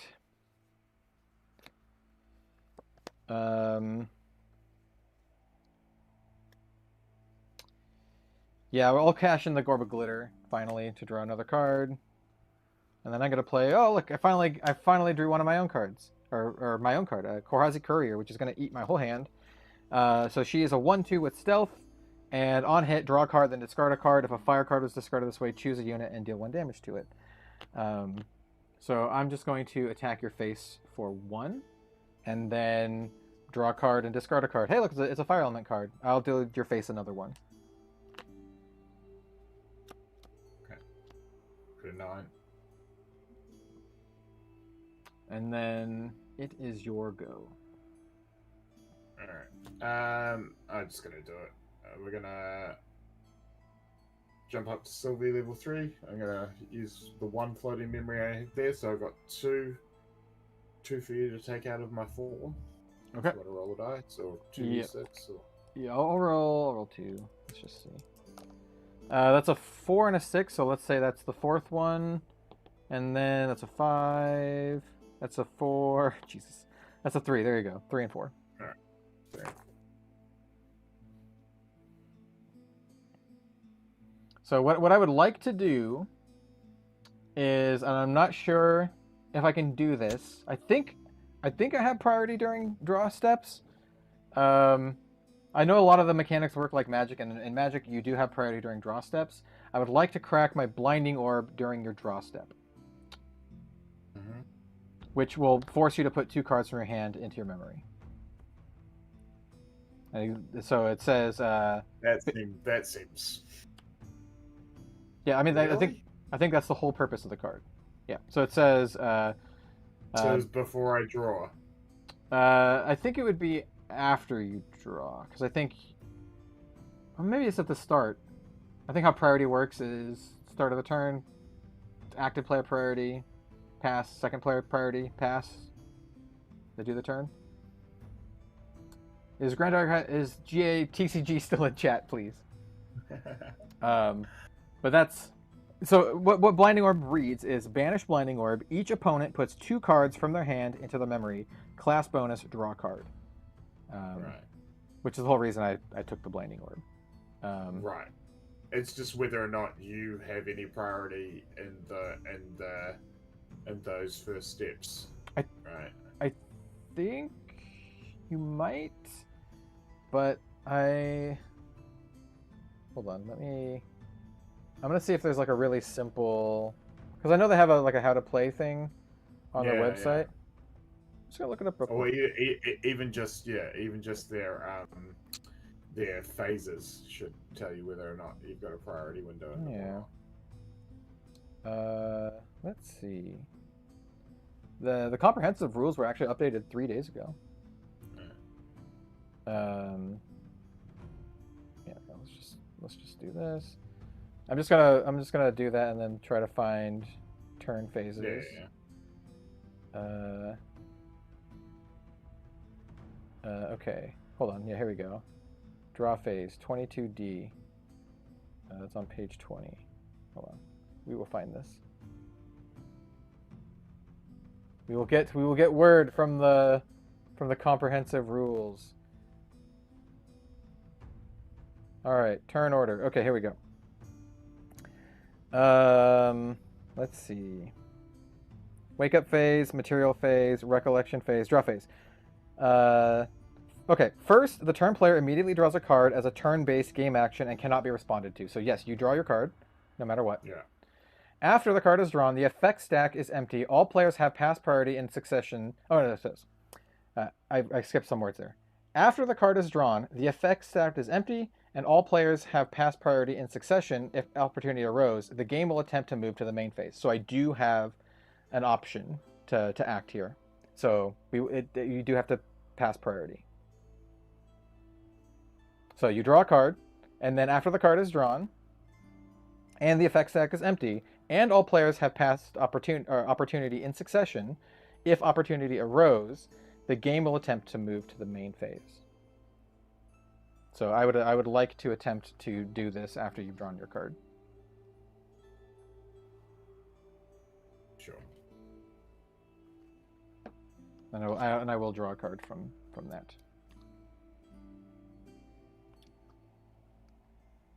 Sure. I'll take you for 1 then. I will take the 1 and go to 20.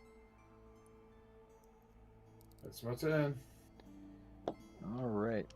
So now I can grab my other orb and try to do that with my other orb.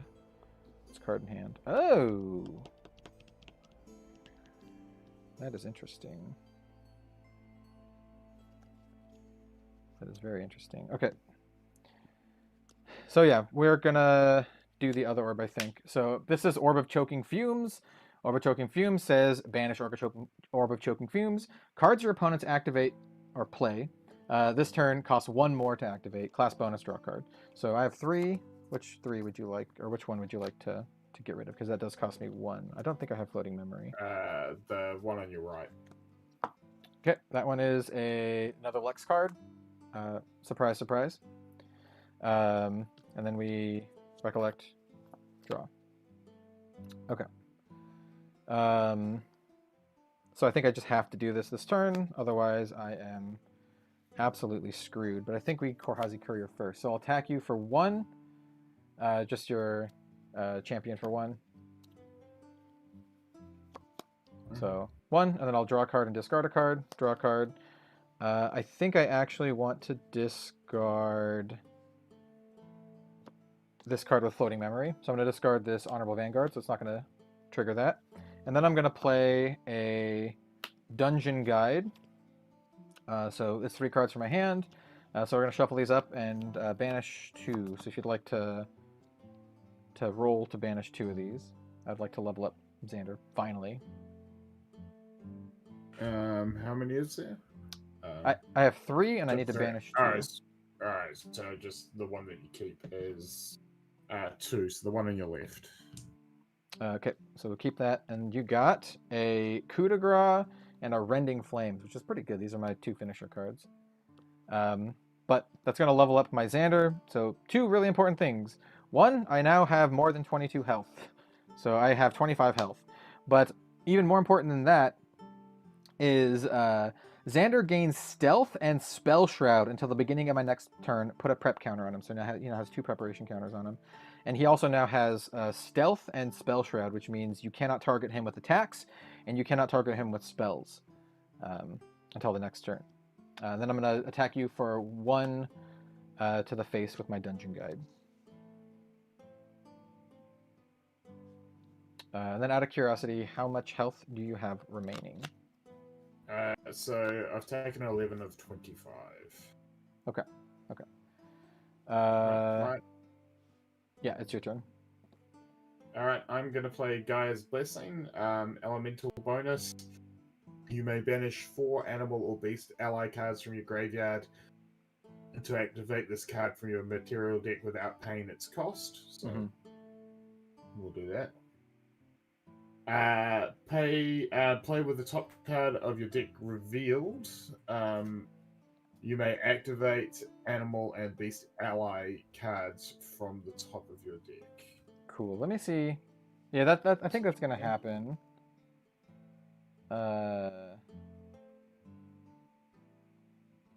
Okay. So it says if an ability would be put on or more. Wait, if ability would put 1 or more triggered abilities onto the effect stack at the beginning of this phase, the turn player, blah blah blah. Okay, yeah, you're doing that. In this phase, the turn member play choose to material cards from their deck, yada yada. Players may only materialize with a champion. Or basically, I'm seeing if I can respond in this phase. If no card was selected, no players, blah blah blah. After the turn player materializes, the game will move to the recollection phase. Yeah, so there's no priority then. I think there is in response to you doing your thing, because it says before that. Well, it says if no card. The other one say. Didn't the other one specifically state if there wasn't a trigger, you move on? Whereas this one just says you do have to move on. You do have a trigger playing your card, right? So it says the player may choose to materialize a card from their blah blah blah. And it says if no card was selected, no players receive opportunity. Right. But you did select a card. Yeah. So I think I can respond to it. Let me check again. Sure.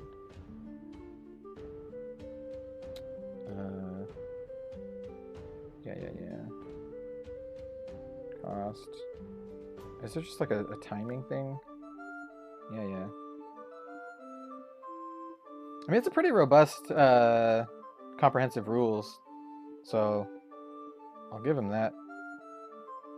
Game mechanics, zones, public and private information, material, dex, field, memory, graveyard, banishment, hand, effect stack. Yes, intention. Oh, interesting. Sure.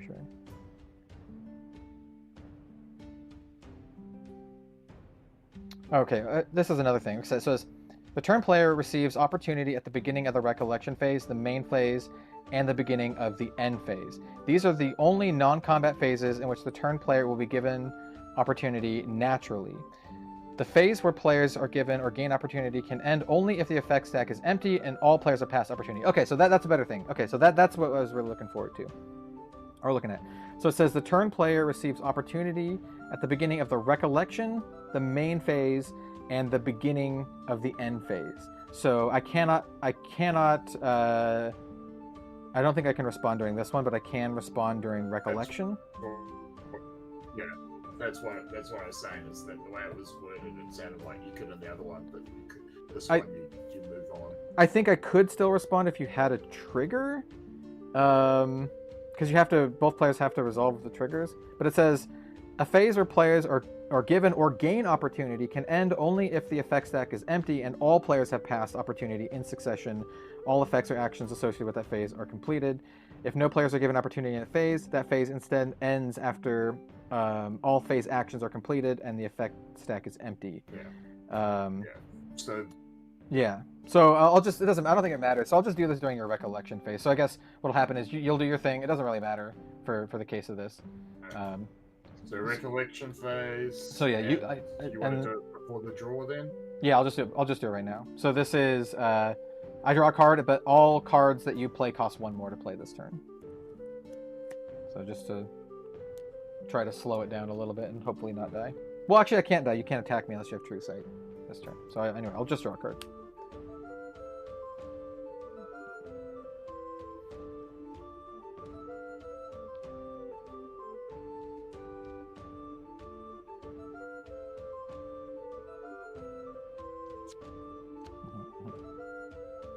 I'll just bring out a Swift Recruit and pass. Okay. And that's like the 1/2 floating memory guy. Yeah. How big are your 2 dudes? 1/2, 1/3. Actually, well, you can't attack Korhazi Courier. It has stealth. But the Dungeon Guide is a 1/3. Alright, that's fine. Yeah, I just pass. Okay. I'm going to get my Luxera map, which normally costs 1, but costs 1 less for class bonus, so it's 0. It enters rested, and then I can banish it and search my deck for a card and put it into my memory. Then shuffle the deck. You can only activate this at slow speed. And then I will recollect. These are, and then draw for turn. Got this. It's a little rough, actually. It's actually a little rough. Okay, so you have a 1/2 Swift Recruit, right? Yeah. And then 1/3 Dungeon Guide. Okay. Well, I will attempt to attack your. Should I kill your guys? You have 3 cards. How many cards do you have in your hand? It's just the 3. No cards. All right, I think I'm gonna attack your. I think I need to do some board control, maybe. I'll attack your Swift Recruit for 1 with the Korhazi Courier. And then on hit, I will do its effect: draw a card and discard a card. I will draw a card, and I can discard a fire card. Deal 1 damage. Yeah, I'll do that. I'll discard this Cemetery Sentry to deal 1 damage to the recruit. So that'll finish it off.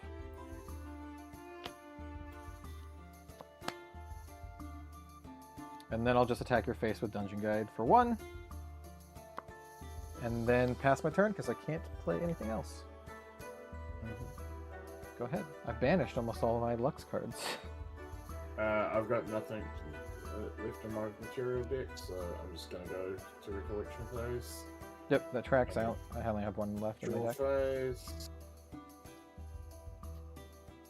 Oh, I do have a floating memory, though.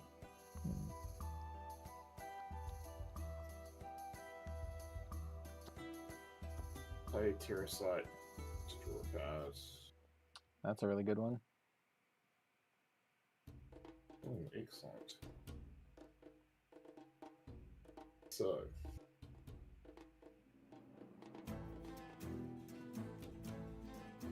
Okay, what does that say? So, you may activate the animal or beast ally from the top of your deck. Yeah. So does that mean I can attack with it? No, activate means play. Activate is the same thing as play. I'll play. Alright, okay, cool. So that's cool. Alright. What is the exact reading on that card? Did you have to like banish it to do that, or can you? So you have to play with the top cards of your deck revealed, and you may activate animal or beast ally card from the top of your deck. Yeah. But it's a terror, so you can only do it at level 3. So. I mean, that is quite good. Well, it is an ultra rare as well. So. Yeah. I mean, mine goes in. You tutors. hope it was quite good. Mine goes and tutors me a card, but I think which is technically better than this. Well, I don't know. You can play multiple things from the top of your deck if you have a lot of resources. But only if they also line up, right? So yeah. I am gonna bring in the trained hawk. All right, what is the trained hawk again? So true sight and vigor. So it'll allow me to ready at the end of my turn, and also I can attack your stealth dudes. Okay, it does have true sight. Yeah, that is it true. Has true sight. How big's your Karazi Courier, man? Karazi Courier is a 1/2. Dungeon Guide's a 1/3. Well, I think we'll get rid of the Courier. Because you have true sight. With true sight, yeah. And then we'll attack you directly. Because you no longer have stealth, right? Stealth was just for the turn. Yeah, it's just for the turn. Yeah. Yeah, so I'll take one. Pass. Alrighty. I have one card left, and then that readies my hawk at the end of my phase. So that I am going to materialize my last card using Floating Memory, my Honorable Vanguard. So this is a pretty spicy card if I have the right thing. Fortunately for you, I don't have the right thing unless I draw it for the turn. So this is Carnowin, the Shrouded Edge. It's a 3-attack assassin sword. And it says class bonus, attacks using Carnowin can't be retaliated. But more importantly, it is a 3/1. And if I attack with my Rending Flames, which attacks for 3, it deals double damage. So I can actually deal 12 damage with that combination. So we shall see. We shall see. I do have this nice tutor card, but the problem is it tutors it into my memory, not into my hand. So we will draw for turn.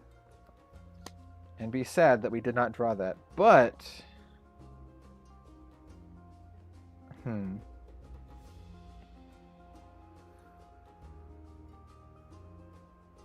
How many cards do you have in your hand? Just the one. Oh no, it's coming down to it. And what is your life? What is your life at? I've taken 12 of 25. Okay. Yeah, it's coming down to it. It's gonna be close. It's gonna be close. Oh no. Because I have another way to deal like double damage, but I don't have enough. I don't have enough things to do the double damage. So it's probably safer for me to just kill your dudes. The Hawk's a 2/2, yeah. Currently a 2/2. Yeah, and you have like things to like pump. You have I've got the flute and the paws that both pump it up by 1/1. Yeah.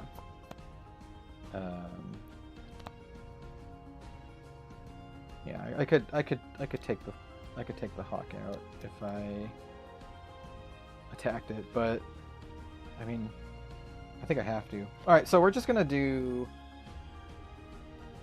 It's such a bummer that I finally have a Luxem card, but I don't have the synergies to do it. So I'm gonna play Uncover the Plot. So to do that, I'm going to put. It doesn't matter. These two, I guess. It says target player reveals cards in their memory, then draw a card. Class bonus, put 2 preparation counters on my champion. So I'm going to put 2 on Xander, so he now has 4. I normally would choose me to get a bunch of reveal effects and kind of pop off, but unfortunately that's not going to happen this turn. Oh wait, you know what? Before I do that, I can do that. I'm so dumb.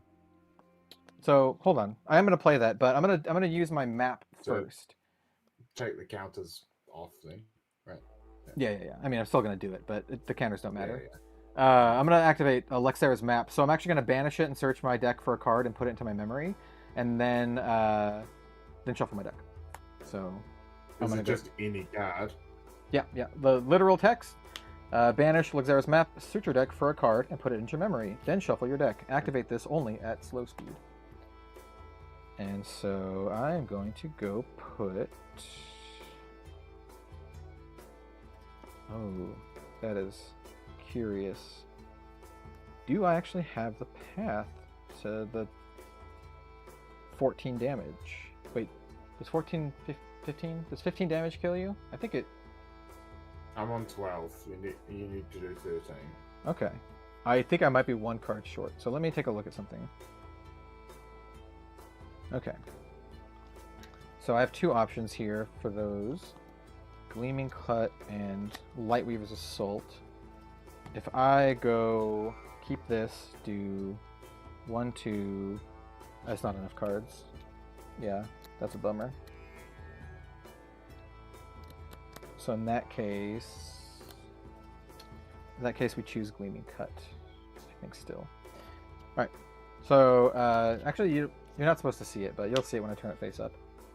So I'll choose my card, shuffle the deck, cut the deck, and then I'll do the Uncover the Plot with these two cards. So it says target player reveals all cards in the memory, draw a card, and then put 2 preparation counters on my champion. So I'll put 2 prep counters on the champion. I will draw a card, and then I will reveal the cards in my memory.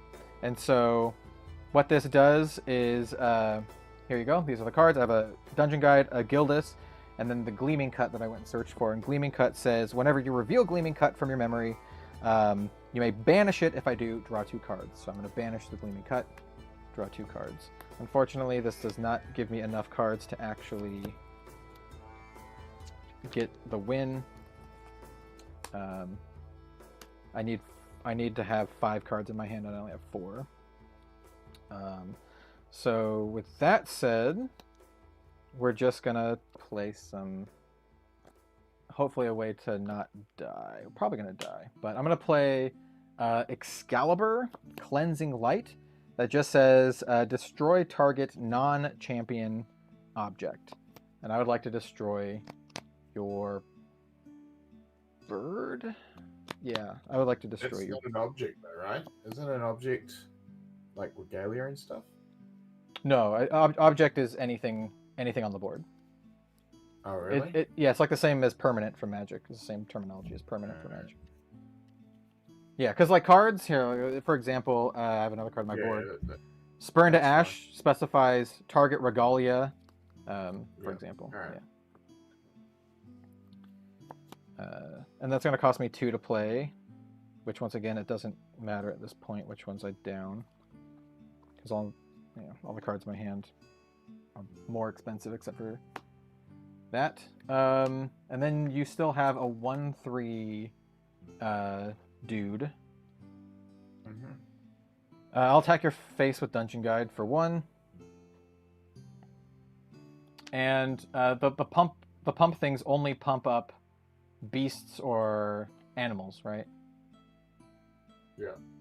Okay. I'll attack your dude for, it's going to be a total of 5 actually. So it's going to be 4. So Carnowin 3, and then the passive from Xander. And then cross my fingers and hope I don't die. I'm at 21. It's your turn. Alright, get Terra slot back.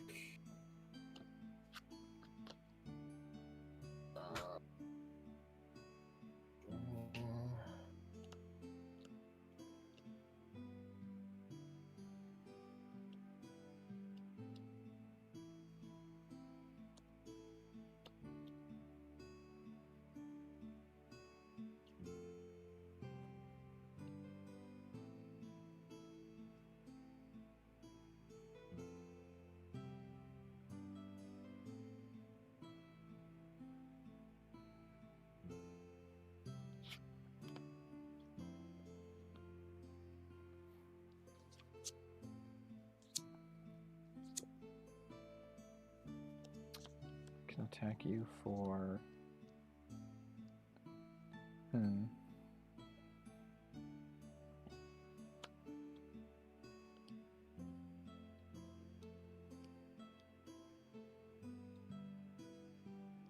Much life you on? You only have to do 4 damage to me to kill me. So if you got at least 4 attack, I'm basically dead.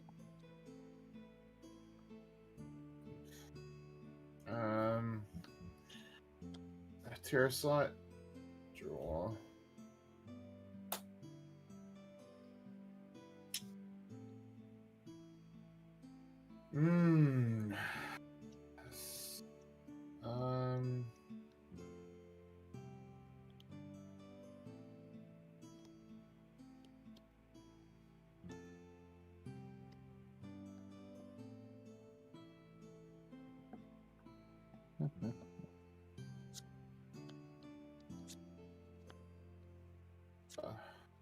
Play Windswept Mutts. I need to reveal a card at random from your memory. If it is a wind element, choose another ally. You can try another ally. You can try. It doesn't even matter because I don't have an ally.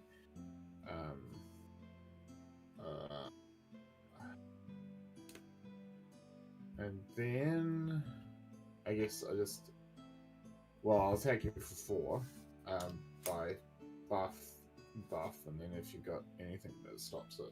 Nope, I don't. Like I said, if you can attack me for 4, I'm dead. Right. Yeah. I'm very surprised I was able to claw back. Almost had the win last turn. I could have. I was 1 card short because I had Carnowin and Coup de Grace.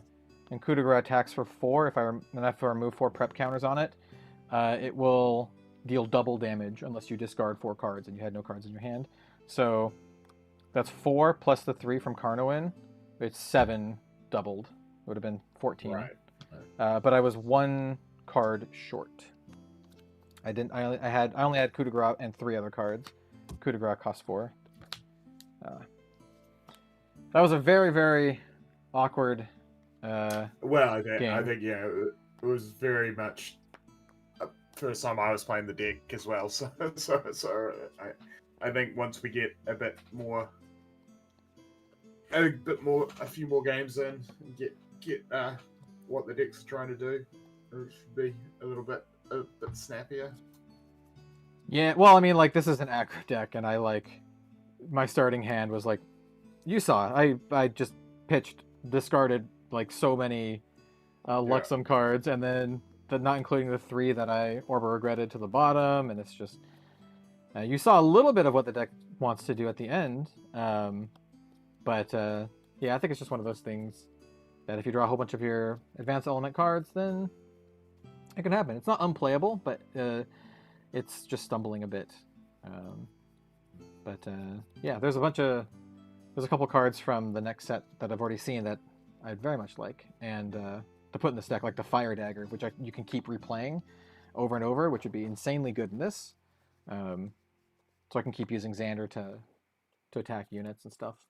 But thank you, man, for the 4-hour Jesus Christ stream. I need to go feed my dog, and I'm like sweating up a storm here. So thank you all for watching. There's still 15 people in here. I don't know if you've all been watching since the start, but thank you. Yeah. Let us know what you think about Grand Archive in the comment section. If Iain, you'd like to shill yourself out to the remaining dozen people, please go for it. You can find me at Right Time Gaming on Facebook and on YouTube. The YouTube I a little bit lax on putting stuff up at the moment, but I'm definitely wanting to jump in and do a bit more Grand Archive. I've got a box opening that I recorded that I'm going to throw up for Grand Archive, and then once locals start here in Auckland, I'll probably do a bit more gameplay for that. Mainly FAB Flesh and Blood on that channel.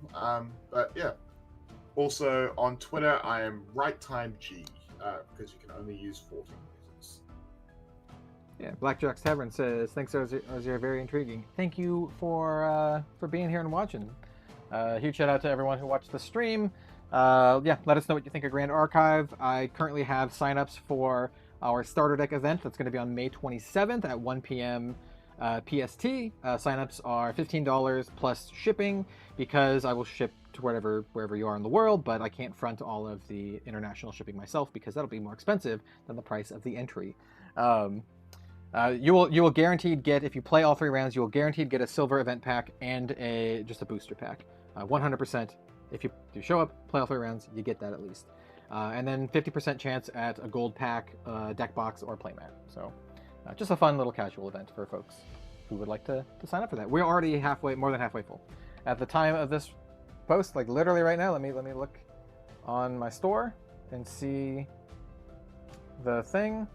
We are currently, if it'll load, well, 25. We are 25 out of 40. So it's getting there. So anyway, thanks for watching, everyone. We'll see you next time.